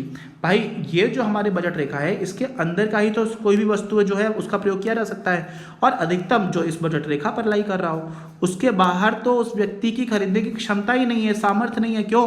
क्योंकि उसकी आमदनी के बाहर की चीज हो गई। तो बाहर वाले तटस्थता वक्र में भले ही आपको ज्यादा यूटिलिटी मिल रही हो, लेकिन वो अचीव नहीं किए जा सकते हैं। मेरी यूटिलिटी मिलेगी, मुझे एक BMW गाड़ी दे दो, मुझे एक घर दे दो, कुछ भी हो सकता है मान लीजिए, लेकिन मैं उतना खरीद ही नहीं सकता, तो वो तो अनअचीवेबल हो गया ना। इसलिए अचीवेबल क्या है? अचीवेबल जो है वो आपका मैक्सिमम आपकी बजट रेखा पर आने वाला बिंदु ही बता सकता है, इस पर ही वो बिंदु हो सकता है। और इसमें कोई ऐसा बिंदु जो अधिकतम ऊंचाई वाले तटस्थता वक्र को टच कर ले जाए, वो बिंदु ही आपको क्या देगा? उपभोक्ता संतुलन वाला बिंदु बता देगा। तो यहाँ पर ये आपको वस्तु x का कितना यूज करना है, कितनी इकाइयों का, और वस्तु y की कितनी इकाइयों का यूज करना है, इसकी m बोल दिया, इसको l बोल दिया, ये पॉइंट आपको दे देता है उपभोक्ता संतुलन। ये पूरा विश्लेषण हो गया, पूरी कहानी आप इसको फिर से देख सकते हो, ये पूरा लिखा हुआ है। अब यहाँ पर ये MRS लिखा हुआ है, मार्जिनल रेट ऑफ सब्स्टिट्यूशन बोला जाता है, कि आप एक वस्तु को दूसरी वस्तु के बदले लेते जा रहे हो और आपकी उपयोगिता में कोई अंतर नहीं पड़ रहा। इसका मतलब जो हमारा तटस्थता वक्र होता है ना, उसका ये प्रवणता होती है। क्या होती है? प्रवणता। और बजट रेखा की प्रवणता क्या होती है? ये होती है प्राइसेस, कीमतों का अनुपात। ये दोनों जब बराबर हो जाते हैं जिस बिंदु पर, उसी बिंदु पर हमें इस तरह का उपभोक्ता संतुलन वाला पॉइंट मिलता है। और तीसरी चीज तो एकदम ऑब्वियस है, जिसको हम लोग बोल देते हैं कि जो हमारा कर्व है, इंडिफरेंस कर्व है, वो कैसा होगा? वो उन्नतोदर होगा। वो कैसा हो जाएगा? जो भी आपका मूल बिंदु है, मूल बिंदु के सापेक्ष कैसा होगा? इस टाइप का ही जाएगा। ऐसा नहीं हो जाएगा कि मूल बिंदु ये है तो आपका ऐसा बनने लग जाए। ऐसा कुछ बना करता था क्या? ऐसा कुछ बनता था जिसको हम लोग बोलते थे क्या? Production possibility frontier. उत्पादन पॉसिबिलिटी का क्या था? संभावना वक्र। हाँ, उत्पादन संभावना वक्र हम लोग इसको बोला करते थे हिंदी में। तो ऐसा कुछ बना करता था। ठीक, ये सारी चीजें लिखी हुई, इसको भी आप देख सकते हो। इस पर प्रश्न आता है, इसलिए मैंने इसको इतना डिटेल में समझाया। अब अर्थशास्त्र पढ़ने के लिए घर या गांव छोड़कर बाहर जाने की कोई जरूरत नहीं। कक्षा 12 के लिए लगभग 200 कॉम्प्रिहेंसिव लेक्चर वीडियोस और साथ ही क्विक रिवीजन वीडियोस। साथ में आपको मिलेगा चैप्टर वाइज क्लास नोट्स, सर्वाधिक महत्वपूर्ण प्रश्नोत्तर एवं पिछले वर्षों के प्रश्न पत्र। ये पूरी सामग्री सर्वश्रेष्ठ सामग्री मात्र 2400 रुपए में। यूपीएससी परीक्षाओं, पीसीएस, पीजीटी, टीजीटी, एसएससी जैसी परीक्षाओं के लिए हिंदी माध्यम के विद्यार्थियों के पास अर्थशास्त्र की नींव मजबूत करने का इससे बेहतर कोई अन्य विकल्प नहीं। जल्दी कीजिए, ऑफर लिमिटेड समय तक। चलिए बात स्टार्ट करते हैं दीर्घ उत्तरीय प्रश्न की। ठीक है, बाजार को परिभाषित कीजिए। क्या होता है बाजार? बाजार के मुख्य तत्व क्या क्या होते हैं, मतलब कौन कौन सी चीज़ें ऐसे हैं जिससे मिलकर के बाजार बनता है और बाजार की क्या विशेषताएं होती हैं, इसकी बात करनी है। बाजार में एक ही वस्तु की कीमत कैसे निर्धारित होती है। अब यहाँ पर एक ही वस्तु लिखा हुआ है, एक वस्तु की कीमत पूछा सकता है, इन जनरल कैसे निर्धारित होती है इसकी बात की गई है। तो क्या क्या होता है देखो भाई, एक एक करके समझा देता हूँ, फिर देख लेते हैं हम लोग। बाजार क्या होता है? जहाँ पर आपका क्रेता है, विक्रेता है और उनके बीच में फ्री मतलब मुक्त व्यापार, मुक्त लेन देन हो सके, उसको बोलते हैं। जहाँ पर आपके बंधन है, बहुत सारे बैरियर्स हैं, है ना। बैरियर्स देखा ना, वो हर्डल रेस होती है 100 मीटर की, दौड़ करके लोग जाते हैं, 110 मीटर की होती है वो, तो उसमें बंधन जो होते हैं वो ना हो, क्या हो, मुक्त व्यापार हो सके। तो ऐसी कोई भी जगह है, जरूरी नहीं है आमने सामने क्रेता और विक्रेता मिले। ऑनलाइन भी बहुत सारे बाजार होते हैं, शेयर बाजार है, कोई शेयर खरीद रहा है, कोई बेच रहा है, किसी को पता ही नहीं चलता किसने किससे खरीदे हैं, लेकिन लेन देन हो रहा है, तो वो भी बाजार हो गया। मुख्य तत्व क्या क्या है? क्रेता होना चाहिए, विक्रेता होना चाहिए, कोई वस्तु या सेवा होना चाहिए, ये तो बहुत ज़्यादा इंपॉर्टेंट है, ठीक है। और उसी को रेगुलेट मतलब क्या होता है? नियंत्रित करने में, कि ये सारी चीज़ें सही से चल पाएँ, वैसी भी एक व्यवस्था होनी चाहिए जो आमतौर पर सरकार मुहैया कराती है। तो ये सारी चीज़ें हो गई आपकी, मोटा मोटा आपको बताते जा रहा हूँ जो एकदम इंपॉर्टेंट चीज़ें हैं। विशेषताएं क्या हैं? विशेषताएं ये है कि मुक्त होना चाहिए व्यापार, है ना। और जो कीमत होती है ना, उसमें मुक्त से क्या हो जाता है? मुक्त से ये हो जाता है, मान लीजिए एक चीज़ बोली जाती है ना, जिसकी लाठी उसकी भैंस। अगर उस तरह का सिस्टम बना हुआ है कि नहीं भाई, आपको दूसरे गांव में भले ही 10 रुपये का पार्ले जी का पैकेट मिल रहा हो, यहाँ पे तो 20 रुपये का ही देंगे और आपको यहीं से लेना पड़ेगा, तो फिर वो बाजार नहीं कहा जा सकता। क्या होता है? बाजार नहीं कहा जा सकता। हाँ, ये बात जरूर है कि ये 10 रुपये वाला जहाँ पर बिस्किट मिल रहा है, अब ये पहाड़ पर गांव है, बहुत अंदर है, बहुत कठिनाई से यहाँ पर बिस्किट पहुँच पाता है, तो 10 की जगह यहाँ 12 रुपये का मिल रहा है। क्यों? क्योंकि 2 रुपये ट्रांसपोर्टेशन में यहाँ पर अतिरिक्त खर्चा हो ही जाता है, और कोई भी व्यापारी अगर 12 रुपये से कम में बेच रहा है तो लाभ नहीं कमा पा रहा है, उचित लाभ, तो 12 रुपये माना जा सकता है। लेकिन आपने अगर ये कर दिया कि नहीं 20 रुपये का ही खरीदना होगा, तो फिर उसको हम लोग यहाँ पर बाजार की परिभाषा के अंतर्गत नहीं रख सकते हैं। एक रूपता होनी चाहिए। क्या होनी चाहिए? एक रूपता, एक समानता हो, ऐसी जरूरी बात नहीं है। कुछ लोग समानता और एक रूपता में अंतर नहीं समझते हैं। एक रूपता का मतलब सिमिलर हो, एक जैसा हो, एग्जैक्टली एक जैसा हो, ऐसी कोई बात नहीं होती, ठीक। तो अब इसको देखते हैं कि आगे किस तरह से बात की जाती है। साधारण बोलचाल की भाषा में बाजार शब्द से अभिप्राय किसी ऐसे स्थान विशेष से है जहां किसी वस्तु या वस्तुओं के क्रेता व विक्रेता एकत्र होते हैं तथा वस्तुओं का क्रय विक्रय करते हैं। सीधी सी बात है ना, आम बोलचाल में तो यही होता है। अब अर्थशास्त्र में क्या कर देते हैं? बाजार शब्द से अभिप्राय उस समस्त क्षेत्र से है जहां तक किसी वस्तु के क्रेता व विक्रेता फैले होते हैं, ठीक। अच्छा, तथा उनमें स्वतंत्र प्रतियोगिता होती है जिसके कारण वस्तु के मूल्यों में एक रूपता की प्रवृत्ति पाई जाती है, ठीक है। अच्छा, अब जैसे मान लीजिए कोई भी चीज़ है, जैसे अभी हम लोग इकोनॉमिक्स की बात कर रहे हैं, और मान लीजिए इकोनॉमिक्स में हम लोगों ने अपना पैकेज को सेल करना स्टार्ट किया, ठीक। अब हमारे इकोनॉमिक्स का जो भी पैकेज है उसमें हम लोग 2100 रुपये में करीब 200 से ज़्यादा वीडियोस देते हैं, जिसमें वेस्टी और समष्टि को पूरा कंप्लीट किया गया है, बहुत ही ज़्यादा डिटेल में अच्छे से। साथ ही आपको रिटन मटेरियल मिल जाता है जिसमें भी बहुत सारी चीज़ें हैं, कहीं और जाने की आवश्यकता नहीं। अब बोला जाए इसका मार्केट क्या है, तो इसका वो सारा मार्केट है जहाँ पर भी लोग हिंदी माध्यम में कक्षा 11 और 12 की इकोनॉमिक्स की पढ़ाई कर रहे हैं, या फिर हिंदी माध्यम से कक्षा 11 और 12 के इकोनॉमिक्स का काम आ रहा है उनके कंपटीशन एग्जाम्स में भी, तो वो सारे लोगों को मिला करके हमारा मार्केट बोला जा सकता है, ठीक। अच्छा, और उनमें स्वतंत्र प्रतियोगिता होती है, और भी लोग होंगे जो इस तरह का काम कर रहे होंगे, तो स्वतंत्र प्रतियोगिता से क्या हो जाएगी, जो प्राइसिंग है, जो कीमत है, उनमें एक रूपता रहेगी। ऐसा नहीं हो जाएगा कि कोई एक चीज़ 1 लाख रुपए की बेच रहा है और वही चीज़ बगल में 10 रुपए की मिल रही है, ऐसा इस तरह की चीज़ें नहीं होंगी। थोड़ा बहुत ऊपर नीचे का अंतर चलता है। क्यों अंतर क्यों चलता है? क्योंकि सारी वस्तुएं, सारी सेवाएं, सारा प्रोडक्ट एक जैसा नहीं होता, ठीक है। पूर्ण प्रतिस्पर्धी बाजार में जैसा हुआ करता था, लेकिन आमतौर पर बाजार में एक ही जैसा नहीं होता, प्रोडक्ट डिफ्रेंसिएशन होता है, और इसी वजह से कीमत में थोड़ा परिवर्तन रहेगा। एक रूपता होगी, समानता होना आवश्यक नहीं है। मुख्य तत्व क्या क्या हो जाते हैं? कोई क्षेत्र है, ठीक, उस समस्त क्षेत्र से जिसमें क्रेता विक्रेता फैले रहते हैं, ठीक है। मान लीजिए कोई कानपुर में किसी की मिठाई की दुकान है, तो उसके आसपास का क्षेत्र जो हो गया वो उसका बाजार क्षेत्र आ गया। वस्तु होना चाहिए या सेवा होनी चाहिए, ठीक है। वस्तु का होना भी आवश्यक है, नॉट नेसेसरली वस्तु, यहाँ पे वस्तु अथवा सेवा होना चाहिए, ठीक है। ये थोड़ा सा इसको ठीक कर लीजिएगा, ठीक। अच्छा, प्रत्येक वस्तु का बाजार अलग अलग भी माना जाता है, जैसे कपड़ा बाजार है, नमक बाजार है, सर्राफा बाजार है, किराना बाजार है, घी बाजार है, ऐसे ही बोला जा सकता है। अर्थशास्त्र में बाजार की संख्या वस्तुओं के प्रकार तथा किस्मों पर निर्भर कर सकती है। सीधी सी बात है, अलग अलग तरह के बाजार से भी हम लोग देखना स्टार्ट कर देते हैं कि मेन कौन सी सर्विस या मेन कौन सी वस्तु का क्रय विक्रय हो रहा है। क्रेताओं और विक्रेताओं का होना, ये नहीं होंगे तो खरीदेगा बेचेगा कौन, है ना। और स्वतंत्र व पूर्ण प्रतियोगिता, स्वतंत्र का मतलब है कि अननेसेसरी बैरियर्स ना हो, क्या ना हो, बंधन ना हो। बाजार में क्रेता और विक्रेताओं में स्वतंत्र व पूर्ण प्रतियोगिता होनी चाहिए, जिससे कि वस्तु की कीमत में संपूर्ण बाजार में एक रूपता बनी रहे। एक रूपता की यहाँ पर बात है। अब कभी कभी कुछ लोगों ने, कुछ ऑथर्स ने, कुछ राइटर्स ने, कुछ अर्थशास्त्रियों ने एक कीमत की बात भी की है, जो वास्तव में पूरी तरह से ठीक नहीं है, लेकिन कुछ जगह पर लिखा होता है। कभी आपको ऑब्जेक्टिव टाइप क्वेश्चंस में आ जाए तो आप उसको सही मानकर चले आना, क्योंकि कुछ लोग इस तरह की बात भी करते हैं। एक कीमत हम तब मान सकते हैं जब कोई ट्रांसपोर्टेशन कॉस्ट ना हो, अलग अलग तरह का किसी भी तरह का कोई बंधन नहीं है, कोई ट्रांसपोर्टेशन कॉस्ट है नहीं। अब जबकि ट्रांसपोर्टेशन कॉस्ट कैसे नहीं होगी भाई, आप एक गांव से दूसरे गांव में सामान ले जाओगे तो ट्रांसपोर्टेशन कॉस्ट तो होगी। लेकिन अगर नहीं मानते हैं तो फिर हम ऐसा बोल सकते हैं कि बाजार की एक आवश्यक विशेषता यह भी है कि बाजार में किसी वस्तु की एक समय में एक ही कीमत हो, है ना। कोई व्यापारी किसी वस्तु की एक ही समय भिन्न भिन्न कीमतें मांगता है तो क्रेता उससे माल नहीं खरीदेंगे, है ना। तो आमतौर पर ऐसा हो जाता है, लेकिन रियलिटी यह है कि थोड़ा बहुत कीमत में डिफरेंस चलता है, एक रूपता होती है, एक समानता नहीं होती है। फिर बाजार का पूर्ण ज्ञान, ये बात हमेशा ठीक नहीं है। ये बात ठीक तब होती है जब हम लोग पूर्ण प्रतिस्पर्धी बाजार की मुख्य रूप से बात कर रहे होते हैं। बाकी बाजारों में भी ऐसा हो जाता है। इसमें क्या होता है, मतलब वस्तु का एक ही मूल्य हो, इसके लिए क्रेता और विक्रेता दोनों को ही बाजार का पूर्ण ज्ञान होना चाहिए। अगर मान लीजिए मुझे पता ही नहीं है कि मेरे बगल में 10 रुपए की जो चीज़ मिल रही है वास्तव में वो 2 रुपए की मिलती है, तो मुझे ज्ञान ही नहीं है पूरे बाजार का, तो मैं तो 10 रुपए में खरीदता रहूँगा और कोई 2 रुपए में भी खरीदता जाएगा। तो क्या एक जैसा प्राइस हुआ, नहीं हुआ। तो हमारा एक और एजम्पशन होता है जो बाजार की को ज़्यादा आदर्श रूप में चलता रहने के लिए आवश्यक है, वो ये दोनों चीज़ें हैं। इनको आप नहीं भी लिखोगे तो चलेगा, लेकिन जो मुख्य तत्व है वो ये है, एक क्षेत्र होना चाहिए, वस्तु अथवा सेवा हो, क्रेता और विक्रेता हो, और स्वतंत्र व पूर्ण प्रतियोगिता हो। आगे बात समझ में।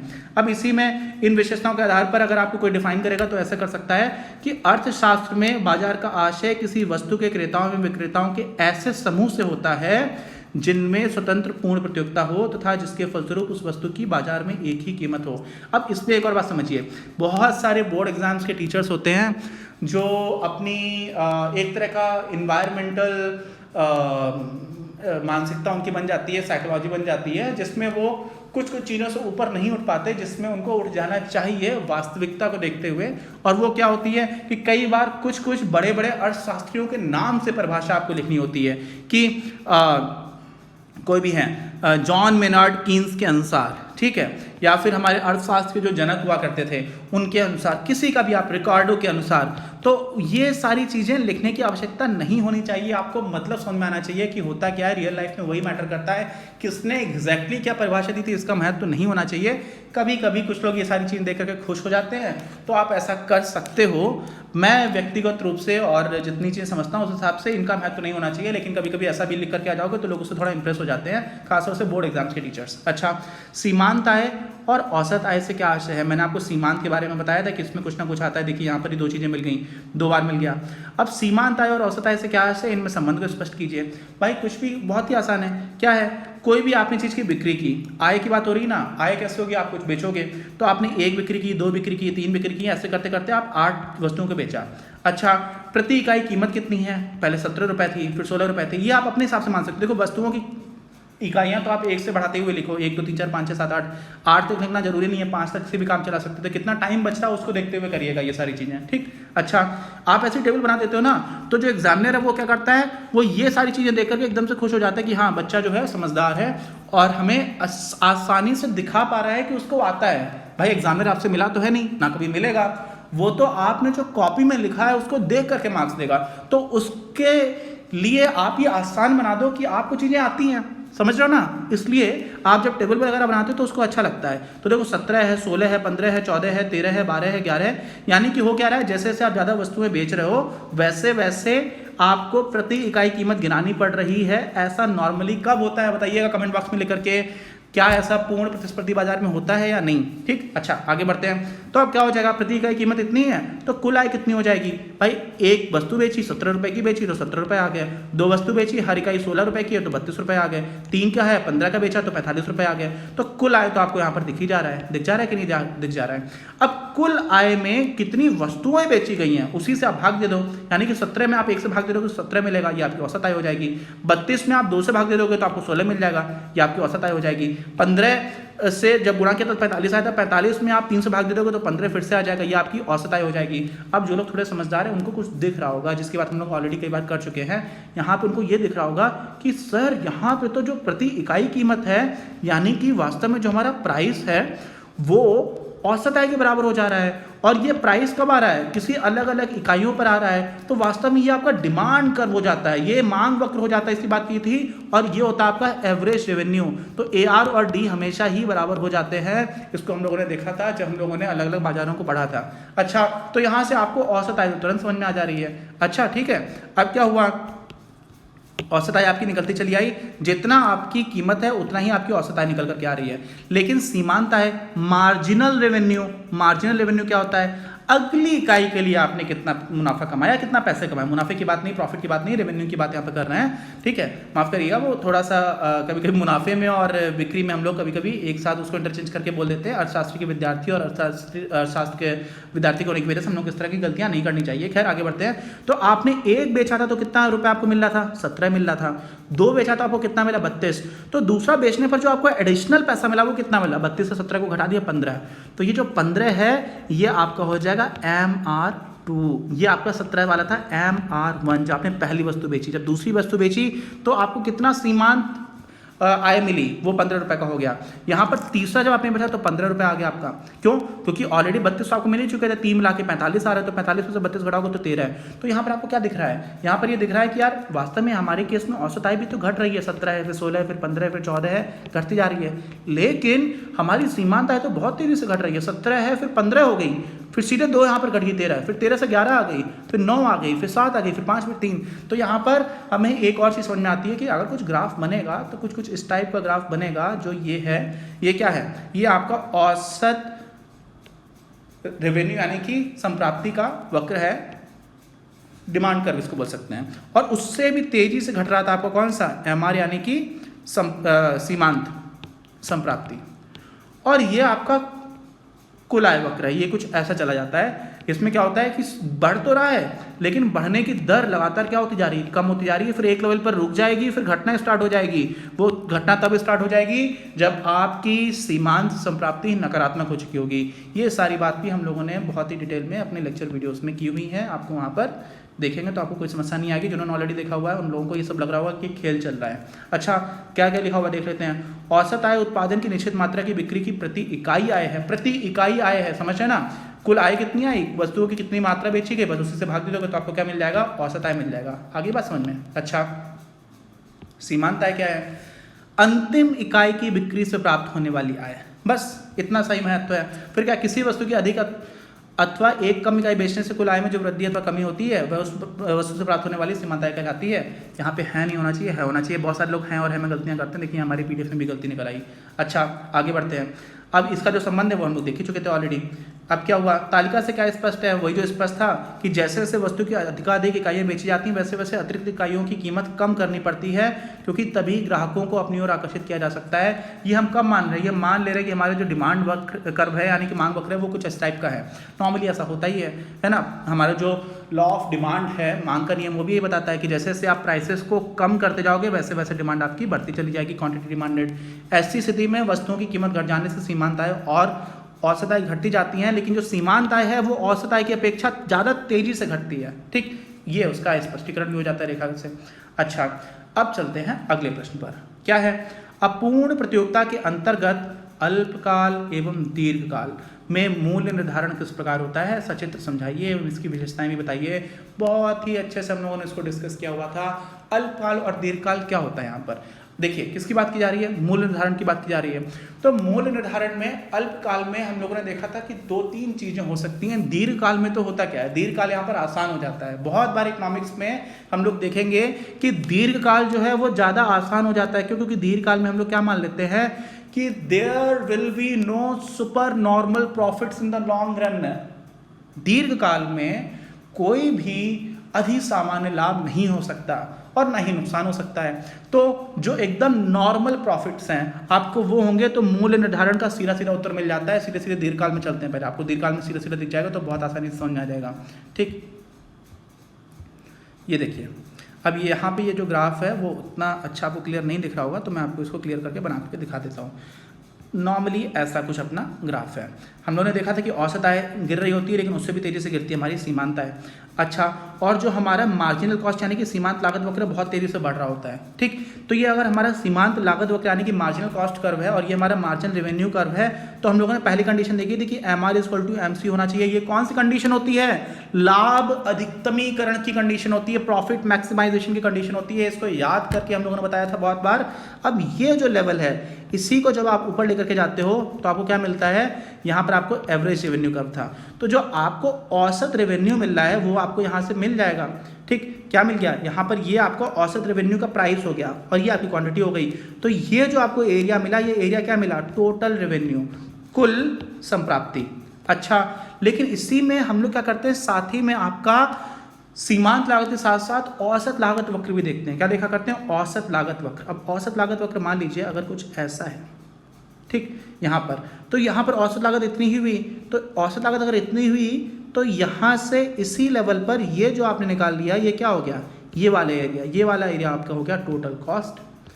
टोटल रेवेन्यू ज़्यादा है, टोटल कॉस्ट कम है, तो उससे हो क्या जाएगा?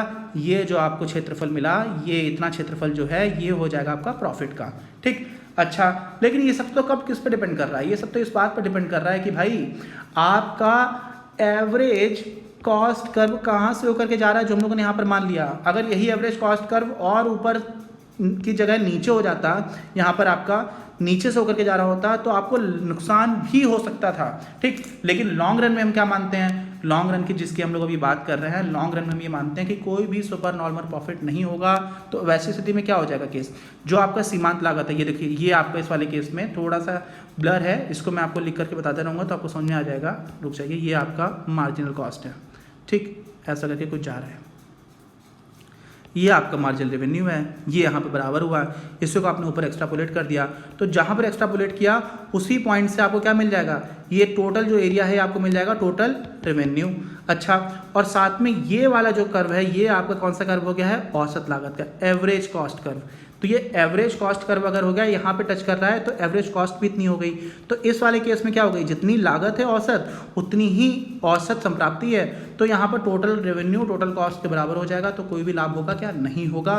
जब कोई भी लाभ नहीं होता, उसी को हम लोग बोल देते हैं नॉर्मल प्रॉफिट्स। तो आप सोचोगे यार कोई लाभ नहीं हो रहा तो उसको नॉर्मल प्रॉफिट क्यों बोलते हैं? क्योंकि हम लोग यहाँ पर जो कॉस्ट लेकर के चल रहे हैं, एवरेज कॉस्ट, ध्यान से समझना, वो फाइनेंशियल कॉस्ट है क्या? नहीं, वो इकोनॉमिक कॉस्ट है, आर्थिक लागत है। आर्थिक लागत में हम लोग अपॉर्चुनिटी कॉस्ट यानी कि अवसर लागत को भी इंक्लूड करके चलते हैं। क्या होता है? अवसर लागत भी इंक्लूडेड होती है। इसीलिए अवसर लागत इंक्लूड होने की वजह से नॉर्मल प्रॉफिट बोलने में समस्या नहीं है, क्योंकि आपने कहीं और पैसा इन्वेस्ट किया होता है और आपको जो पैसे मिलते वो यहाँ पर ऑलरेडी इंक्लूडेड है।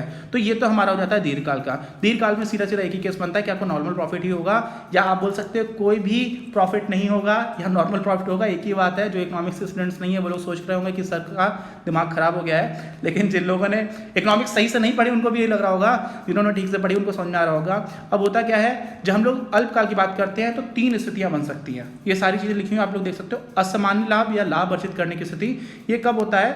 ये तब हो जाता है जब, समझिएगा, जब आपका एवरेज रेवेन्यू कर्व काफी ऊपर रह जाता है एवरेज कॉस्ट कर्व की तुलना में, जिस पॉइंट पर आप बेच रहे हो। तो ऐसे में क्या हो जाएगा? रेवेन्यू यानी कि आपकी संप्राप्ति ज्यादा हो रही है, एवरेज कॉस्ट यानी कि आपकी उस पॉइंट पर एवरेज कॉस्ट कम आ रही है, तो आपको क्या हो जाएगा? अधिसामान्य लाभ हो जाएगा। दूसरा वाला केस क्या हो जाएगा? जब शून्य लाभ हो रहा होगा या फिर सामान्य लाभ। यहां पर भी देखिए लिखा हुआ है, शून्य लाभ मतलब कोई लाभ नहीं, सामान्य लाभ मतलब नॉर्मल प्रॉफिट। तो ये कब हो जाएगा? जब आपका एवरेज रेवेन्यू एवरेज कॉस्ट के बराबर होगा, जो हमेशा ही दीर्घकाल में होगा, जिसको हम लोगों ने अभी भी देखा था। ठीक, और तीसरा होता है हानि की स्थिति। हानि की स्थिति में क्या हो जाता है कि एवरेज कॉस्ट ऊपर निकल गई, एवरेज रेवेन्यू कम आ गया। तो आप सोचोगे कि यार ऐसे में कोई भी कंपनी काम क्यों करेगी? काम बंद कर देगी ना, उसको तो नुकसान हो रहा है। तो याद करिए, शट डाउन पॉइंट के ऊपर वाला ये पॉइंट है। क्यों? क्योंकि यहाँ पर एवरेज फिक्स्ड कॉस्ट तो आपकी लगी चुकी है, स्थिर लागत तो लगी चुकी है। अब स्थिर लागत लग चुकी है, स्थिर लागत होती ही लॉन्ग रन में नहीं है, सिर्फ शॉर्ट रन में होती है, अल्पकाल में होती है। तो स्थिर लागत की वजह से जो नुकसान आपको ज्यादा हो रहा है, आप नुकसान कम करने के लिए बिजनेस चलाते हो। नुकसान तो होगा, लेकिन नुकसान 50 रुपये का आपने सामान खरीद लिया, अब वो 50 रुपये तो डूब ही गए, तो उस 50 के लिए 40 रुपये का ही नुकसान हो जाए, तो आप ऐसा कुछ करने की कोशिश कर रहे हो। तो ये सारी चीज़ें हम लोगों ने बहुत डिटेल में डिस्कस की हुई हैं। इसके जो 3 ग्राफ्स बनते हैं बुक में ज़्यादा अच्छे से बने हुए हैं, यहाँ पर हम लोगों ने अनफॉर्चुनेटली उतने अच्छे ग्राफ यूज़ नहीं किया है, लेकिन फिर भी आपको दिखा देता हूँ। ये आपका मार्जिनल रेवेन्यू है, ये आपकी मार्जिनल कॉस्ट है, तो ये दोनों कहाँ पर बराबर हो रहे हैं, यहाँ पर बराबर हो रहे हैं। ठीक, देखिए यहाँ पे कट कर रहे हैं, इसी पॉइंट को हम लोग ऊपर तक खींचते चले आएंगे। तो जहाँ पे यहाँ पे कट किया, ये क्या कहाँ पे कट, किसको कट कर रहा है, एवरेज कॉस्ट को, यानी कि लागत को कट कर रहा है। और लागत के ऊपर यहाँ पर क्या है, आपका एवरेज रेवेन्यू यानी कि संप्राप्ति है, तो संप्राप्ति ऊपर है आपका और लागत नीचे है, तो ये जो एरिया आ गया यही आपका क्या हो जाता है, लाभ। क्या आ जाता है, लाभ। ठीक, ये हो गया। तो ये कब हुआ, जब यहाँ पर आप सुपर नॉर्मल प्रॉफिट्स कमा पा रहे हो। अच्छा, दूसरा वाला केस देख लेते हैं। दूसरे वाले केस में क्या है, कोई प्रॉफिट नहीं हो रहा है, कोई नुकसान नहीं हो रहा। क्यों? क्योंकि जो आपका एवरेज कॉस्ट पॉइंट है वही आपका एवरेज रेवेन्यू वाले पर भी पॉइंट मिल रहा है। देखिए दोनों पर यही पॉइंट मिल रहा है। जब आपने इसको ऊपर खींच दिया तो एवरेज कॉस्ट और एवरेज रेवेन्यू बराबर हो क्या है, तो TRTC यानी कि कुल संप्राप्ति कुल लागत के बराबर हो जाएगी, तो प्रॉफिट क्या हो जाएगा, 0। इसी को हम लोग क्या बोलते हैं, सामान्य लाभ की बात की जाती है। सारा कुछ टेक्स्ट लिखा हुआ है, आप इस वीडियो को रोक करके देख करके पढ़ भी सकते हो, लेकिन जो ग्राफ्स हम लोगों ने बहुत ही डिटेल में एक्सप्लेन किया हुआ है उसको फिर से यहाँ पे बता देता हूँ। इस वाले केस में क्या हो रहा है, इस वाले केस में देखो मार्जिनल रेवेन्यू है, सीमांत संप्राप्ति और सीमांत लागत को आप बराबर करते हो, पहली कंडीशन तो यही होती है। यहाँ पे कट कर रहा है। अब इसी को जब आपने ऊपर एक्सट्रापोलेट किया तो आपका एवरेज रेवेन्यू तो यहाँ पर मिल रहा है, यानी कि ये लेवल आपको मिला। ठीक, पैसे आपको इतने मिल रहे हैं हर इकाई के लिए, कितने, इतने, और हर इकाई की जो औसत लागत आ रही है वो कितनी आ रही है, इतनी। क्यों? क्योंकि औसत लागत वक्र को यहाँ पे जाके काट रहा है। तो ये जो एरिया है, लागत है ज़्यादा, संप्राप्ति है कम, तो ये क्या हो जाएगी, हानि हो जाएगी। ये क्यों चल रहा है, ये सिर्फ शॉर्ट रन में चलेगा, लॉन्ग रन में नहीं चलेगा। लॉन्ग रन में दुकान बंद करके ताला लगा करके आदमी आगे पहुंच जाएगा। शॉर्ट रन में इसलिए करेगा क्योंकि उसको अपनी स्थिर लागत को कम करने की कोशिश करनी है। तो इसी का कुछ अच्छा एक का मैं पढ़ के बता देता हूँ। हानि की स्थिति क्या है, जब वस्तु की मांग इतनी अधिक कम हो, मांग इतनी ज़्यादा कम हो गई कि फर्म को अपनी वस्तु को विवश होकर कम कीमत पर बेचना पड़ रहा है। इस स्थिति में फर्म की औसत आय औसत लागत से कम होती है। अब औसत आय कम हो गई, औसत लागत ज़्यादा है, इसीलिए क्या हो जाएगा, फर्म को हानि उठानी पड़ती है। ठीक है, अच्छा, ये सारी चीज़ भी हम लोगों ने देख ली। बहुत इंपॉर्टेंट प्रश्न है ये, और इसको बहुत डिटेल में मैंने 2 वीडियोस में समझाया है, आप लोग समझ रहे हैं। जिन लोगों ने देखा होगा उनको कोई भी दिक्कत नहीं आ रही होगी। अच्छा, आगे बढ़ते हैं। केंद्र सरकार द्वारा लगाए जाने वाले प्रमुख करों का वर्णन कीजिए। कर चुके हैं, एक तरह से रेवेन्यू रिसीट्स की हम लोगों ने बात की थी, जिसमें हम लोगों ने रेवेन्यू रिसीट्स राजस्व प्राप्तियों में कर प्राप्तियों की बात की थी। और कर प्राप्तियों में क्या क्या जाते हैं, प्रत्यक्ष और अप्रत्यक्ष। लेकिन यहाँ पे ध्यान रखने की बात है कि केंद्र सरकार की बात की जा रही है। किसकी बात की जा रही है, केंद्र सरकार की। सारी सरकारों की बात तो की नहीं आ रही है। अब हमारे देश में सबसे इंपॉर्टेंट कर जो है ना, डायरेक्ट टैक्सेस होते चले आ रहे हैं। जीएसटी इनडायरेक्ट टैक्सेस प्रत्यक्ष कर है, लेकिन जीएसटी में क्या क्या होता है, सेंट्रल का हो जाता है, कई केंद्र का अलग, फिर राज्यों का अलग हो जाता है।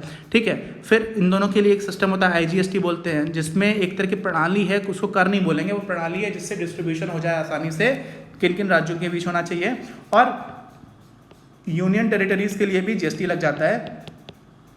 अभी इतना सिग्निफिकेंट नहीं है। क्यों नहीं है, क्योंकि पेट्रोलियम प्रोडक्ट्स जैसे चीज़ों को बाहर रखा गया है, कस्टम्स ड्यूटी को भी कई चीज़ों में बाहर रखा गया है, तो GST बड़ा हो जाएगा कल को। बट अभी जो सबसे ज़्यादा रेलिवेंट है वो हमारा आयकर और निगम कर है, और ये दोनों ही प्रत्यक्ष कर हैं। और दोनों ही कौन लगाता है, सीधे सीधे केंद्र सरकार लगाती है। ध्यान रखिएगा, जो पैसा आ रहा होता है वो बाद में केंद्र सरकार बांट देती है राज्यों को, लेकिन लगाती भी केंद्र सरकार है, वसूलती भी केंद्र सरकार है, और बाद में बांट देती। बांट क्यों देती है, क्योंकि हमारा यहाँ पर होता है, उसको हम लोग बोलते हैं फाइनेंस कमीशन। क्या बोलते हैं, फाइनेंस कमीशन। ये एक कॉन्स्टिट्यूशनल बॉडी है, मतलब संवैधानिक संस्था है, संविधान में एक आर्टिकल के अंतर्गत बनी हुई है संस्था है, और इसी वजह से इसके द्वारा जो भी फॉर्मूला डिजाइन किया जाता है और उस हिसाब से बताया जाता है कि केंद्र सरकार अपने संसाधनों से कितना कितना हिस्सा राज्यों को बांटेगा, उसका निर्धारण होता है, और उस हिसाब से केंद्र सरकार बांट देती है। लेकिन अभी तो क्या बात की जा रही है, लगाए जाने वाले प्रमुख करों का वर्णन किसके द्वारा, केंद्र सरकार के द्वारा। तो वो क्या क्या हो गया, आयकर और निगम कर, ये सबसे ज़्यादा इंपॉर्टेंट है। फिर संघीय उत्पादन शुल्क, यानी इसी को हम लोग इंग्लिश में बोल देते हैं एक्साइज ड्यूटी। क्या बोल देते हैं, एक्साइज ड्यूटी।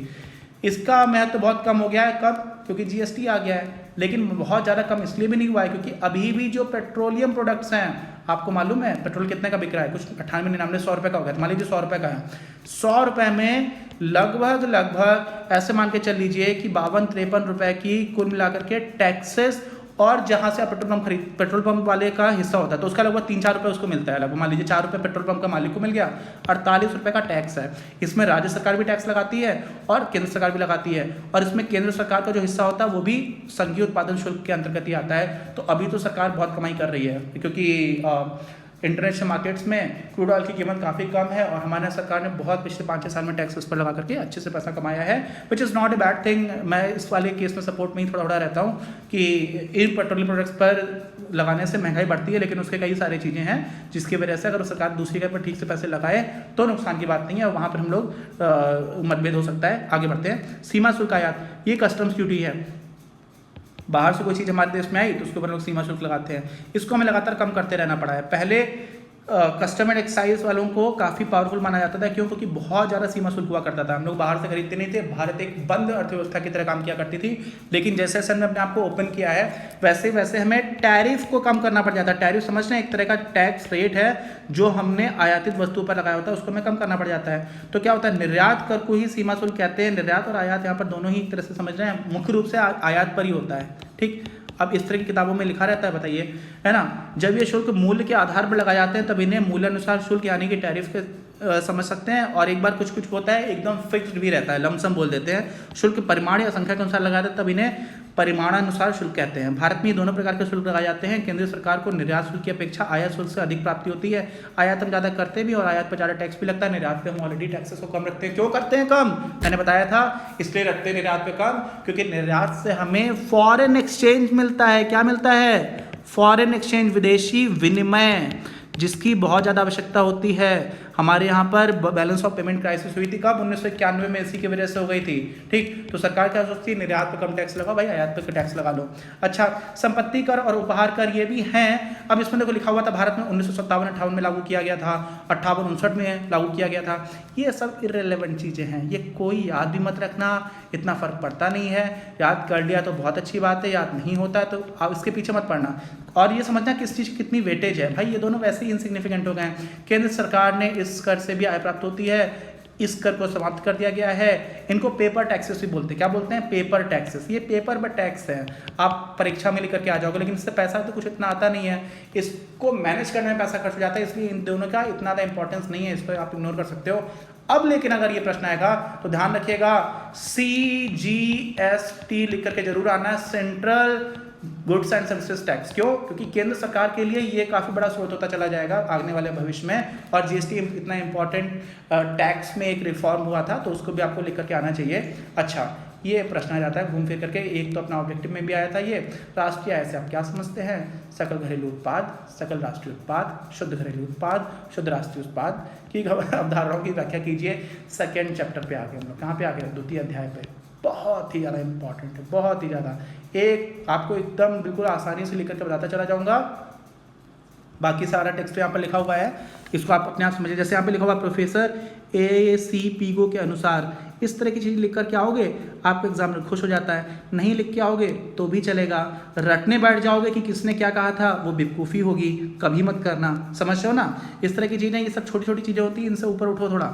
ठीक है, समझो विषय को, समझो विषय के प्रति अपने प्यार को, इंटरेस्ट को जगाओ। ये सारी चीज़ें बेवकूफ़ी वाली होती हैं। बहुत सारे बोर्ड एग्जाम्स के टीचर्स होते हैं जिससे ऊपर नहीं उठ पाते, इस तरह की चीज़ें करते हैं, तो कोई दिक्कत की बात नहीं है। आप सही लिख करके आओगे तो मार्क्स थोड़ी काट लेंगे, है ना। अच्छा, अभी क्या हुआ समझ लो। जीडीपी अपने को मिल गई, सकल घरेलू उत्पाद। डी मतलब डोमेस्टिक, मतलब घरेलू। इसमें आपने क्या किया, NFIA को जोड़ा, यानी कि विदेशों से प्राप्त निवल कारक आय, तो आपको मिल जाता है GNP। घरेलू से राष्ट्रीय बन गया। ठीक, घरेलू का मतलब क्या होता है? देश की सीमा के अंदर जो कुछ भी हुआ। राष्ट्रीय का मतलब क्या होता है? देश के लोगों ने जो कुछ किया, ऐसे समझ लो। अब देश के लोग तो अमेरिका में भी रहते हैं और देश की सीमा के अंदर तो विदेशी भी रहते हैं, तो विदेशियों का घटाया और बाहर वालों का जोड़ा, जो देश के ही लोग हैं, तो बन जाता है GNP। बोले तो राष्ट्रीय, सकल राष्ट्रीय उत्पाद। ठीक, घरेलू से हम लोग सकल राष्ट्रीय पर पहुंच गया। अच्छा, अब सकल से हम लोग शुद्ध पर पहुंचे या निवल पर पहुंचे, तो कैसे पहुंचेंगे भाई? घिसावट होती रहती है रोड्स में वगैरह में, इन्वेस्टमेंट में, तो उसको हम लोग बोल देते हैं डेप्रिसिएशन। इसी को हम लोग बोल देते हैं क्या? मूल्यह्रास। मूल्यह्रास क्या होता है? कोई भी किसी भी तरह की पूंजी है, उस पूंजी में गिरावट होती रहती है, समय के हिसाब से वियर एंड टियर होता रहता है, मौसम खराब है, सड़क खराब होगी, रेल की पटरियां खराब होंगी, है ना, कोई नहर है उसमें सिल्टेशन होता जाएगा, पानी की जो गहराई है वो कम होती जाएगी, तो उसको भी आपको हटाना पड़ेगा जिससे कि उसमें जहाज चल पाए, नाव चल पाए। तो इस तरह की चीज़ें ट्रांसपोर्टेशन में हो गया। बिजली के तार पुराने होते चले जाते हैं, कोई भी चीज़ें, सारी चीज़ों में घिसावट हो रही होती है, उसी को बोल देते हैं डेप्रिसिएशन। तो ग्रॉस यानी कि सकल से डेप्रिसिएशन जब आप घटा देते हो तो आपको क्या मिल जाता है, निवल या शुद्ध। क्या मिल जाता है, शुद्ध। भाई आपने जोड़ी 50 रुपए की चीज़, क्या जोड़ी 50 रुपए की चीज़, लेकिन 30 रुपए की तो घिसावट ही हो जाती है, तो शुद्ध जोड़ा कितना, 20 रुपए तो शुद्ध जोड़ा, क्योंकि 30 की तो घिसावट हो ही रही है। घिसावट किसी को मिल रही है क्या, नहीं मिल रही है, ये खो जा रही है, कोई वैल्यू ऐड नहीं हो रही, लेकिन हमें उसको जोड़ना पड़ेगा ना। हम ऐसा थोड़ी बोलेंगे हमने 50 रुपए ऐड कर दिए, क्योंकि 30 रुपए की घिसावट है, उसको घटा करके तो हमें शुद्ध जो परिवर्तन है वो मिलेगा। तो शुद्ध कब मिलता है अपने को, जब हम लोग जीएनपी से डेप्रिसिएशन घटा देते हैं तो हमें मिल जाता है एनएनपी। क्या मिल गया, एनएनपी। अब एनएनपी भी जो हमें मिला वो हम लोग मार्केट प्राइस की बात करते हैं, किसकी, बाजार कीमतों पर। तो एनएनपी जो हमारा मार्केट प्राइस पर है उसमें से अगर हम लोगों ने इनडायरेक्ट टैक्सेस को घटा दिया, नेट इनडायरेक्ट टैक्सेस को, नेट का मतलब क्या होता है, नेट का मतलब होता है शुद्ध। क्यों, क्योंकि सरकार टैक्स लगाती भी है तो उपदान भी देती है, उपदान मतलब सब्सिडीज भी देती है, तो उसको जब घटा देते हैं हम लोग तो हमें क्या मिल जाता है, एनएनपी एट फैक्टर कॉस्ट, यानी कि net national product at factor cost, यानी कि फैक्टर कॉस्ट बोले तो क्या, साधन लागत। क्या होता है ये, साधन लागत। और साधन लागत पर ही जो एनएनपी आपका आता है उसी को हम लोग बोल देते हैं राष्ट्रीय आय। सेकंड चैप्टर में 5-6 वीडियोस में बहुत लंबी लंबी कहानी में बहुत ही प्यार से समझाया है।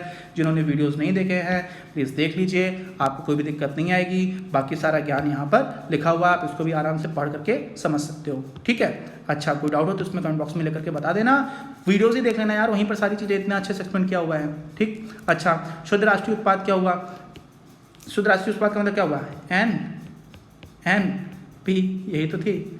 ठीक, अच्छा सकल राष्ट्रीय उत्पाद में से मूल ह्रास को घटा दिया जाए तो हमें शुद्ध राष्ट्रीय उत्पाद प्राप्त होता है। अच्छा तो मूल ह्रास के बारे में कहीं कुछ लिखा होगा शायद, मूल ह्रास आपको बता देता हूँ क्या होता है। मूल ह्रास को समझना होगा। मूल ह्रास 1 वर्ष की अवधि में निवेश खर्च का वह हिस्सा है जो कि खराब उपकरणों को बदलने के लिए व्यय किया जाता है। सिर्फ उपकरण नहीं खराब होते हैं, जो चीज़ें पुरानी पड़ गई हैं उसके मेंटेनेंस में भी खर्च होता है, और ऐसा करना उत्पादन के स्तर को बनाए रखने के लिए आवश्यक है। यह किसी भी तरह से अर्थव्यवस्था की क्षमता में वृद्धि नहीं करता है। यदि इसी मूल ह्रास को सकल घरेलू उत्पाद से हटा दिया जाए तो शुद्ध मिल जाता है। देखा, सकल से शुद्ध कब मिल रहा है, जब आपने मूल ह्रास को घटा दिया। आगे बात समझ में।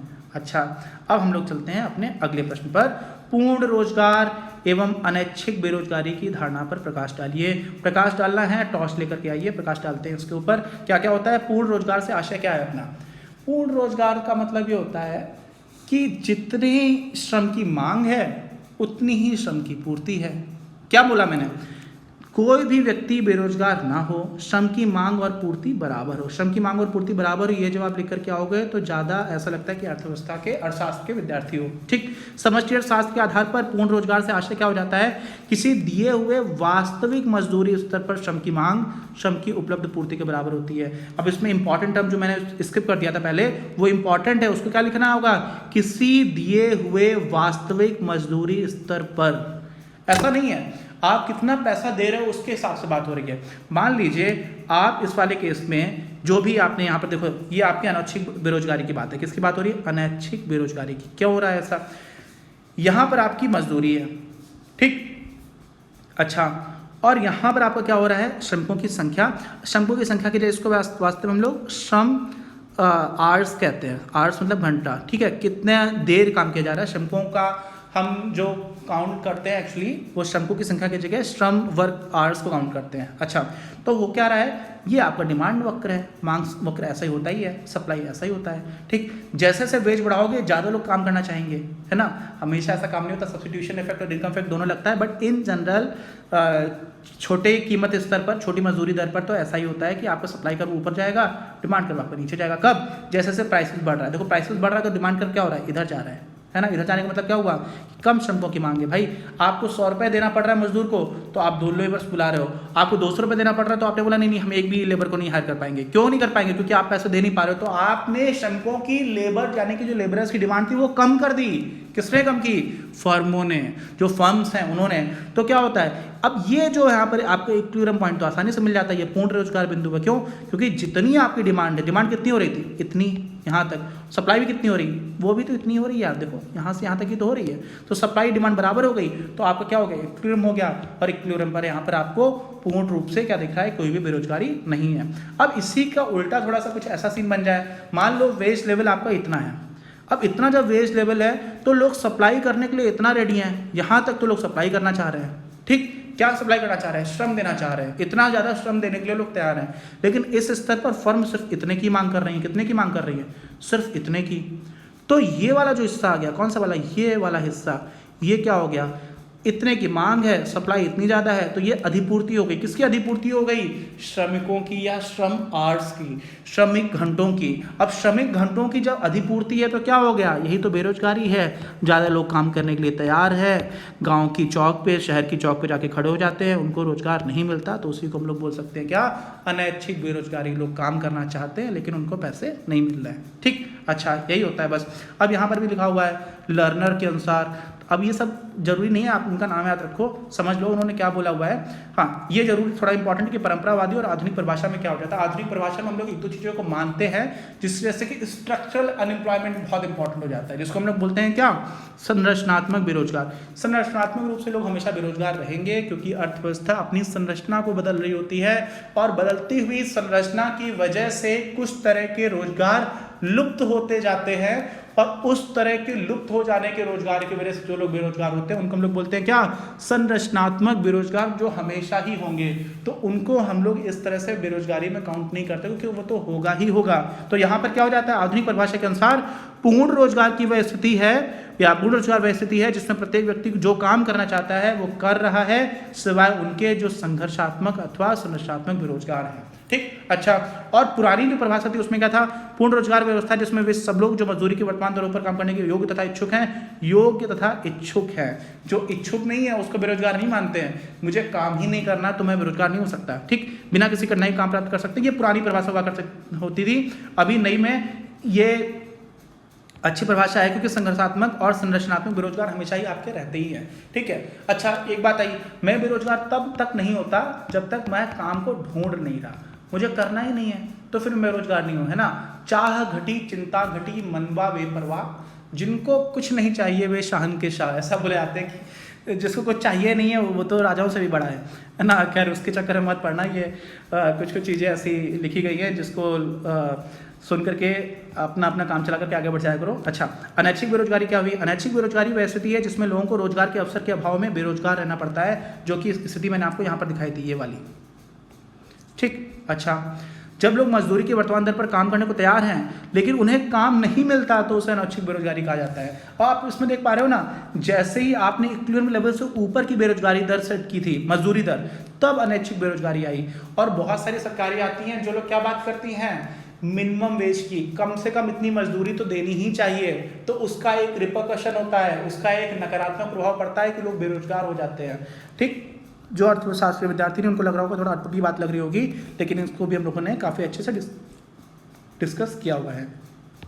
रिजर्व बैंक के कार्य, रिजर्व बैंक ऑफ इंडिया के काम क्या क्या है, बहुत सारे काम हैं। मौद्रिक प्राधिकारी है, मेन मॉनेटरी अथॉरिटी है, रुपए छापती है, 1 रुपए के नोट और सिक्कों को छोड़ करके, तो आपका जो कुछ भी आता है वो पूरी करेंसी मेनली कौन, आरबीआई छापती है। सरकार की बैंक है, सरकार को समस्या होती है तो सरकार कहाँ पैसे ले सकती है, रिजर्व बैंक के पास। हालांकि हमारा एक एक्ट हुआ करता था FRBMA, financial responsibility and budget management act, जिसके तहत सरकार सीधे तौर पर अपनी सिक्योरिटीज़ को आरबीआई को नहीं बेचती है, मतलब आरबीआई से सीधे तौर पर लोन नहीं लेती है, लेकिन बैंक्स भी आरबीआई के पास जाकर के लोन ले सकती हैं।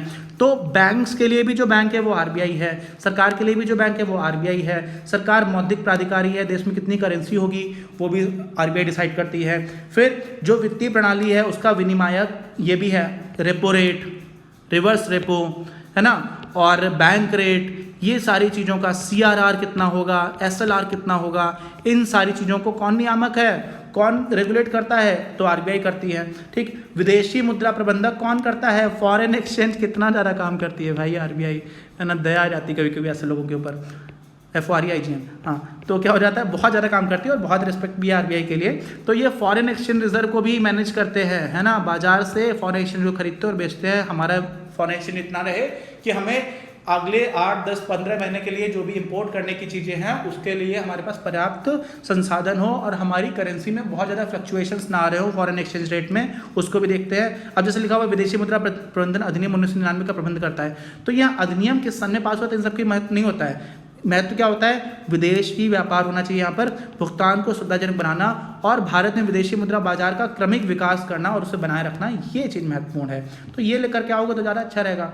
फिर मुद्रा जारी करता, तो मैंने आपको बता ही दिया था। विकासात्मक भूमिका, राष्ट्रीय उद्देश्यों की सहायता के लिए व्यापक स्तर पर प्रोत्साहनात्मक कार्य करना, वही है कि देश की जो ओवरऑल लार्जर ग्रोथ ऑब्जेक्टिव्स है उनमें सपोर्ट करना। हालांकि अपने अपने अलग अलग तरह पर इसका जो अपने इमीडिएट गोल्स होते बदलते रहते हैं। भी पिछले कई समय से ऐसा भी है कि महंगाई को कंट्रोल करना काफ़ी ज़्यादा इंपॉर्टेंट गोल रहा है, जिसमें ऐसा था कि 2% से 6% के बीच में महंगाई दर रखनी चाहिए, ना इसके कम ना इससे ज़्यादा, ये इसकी कोशिश रही है।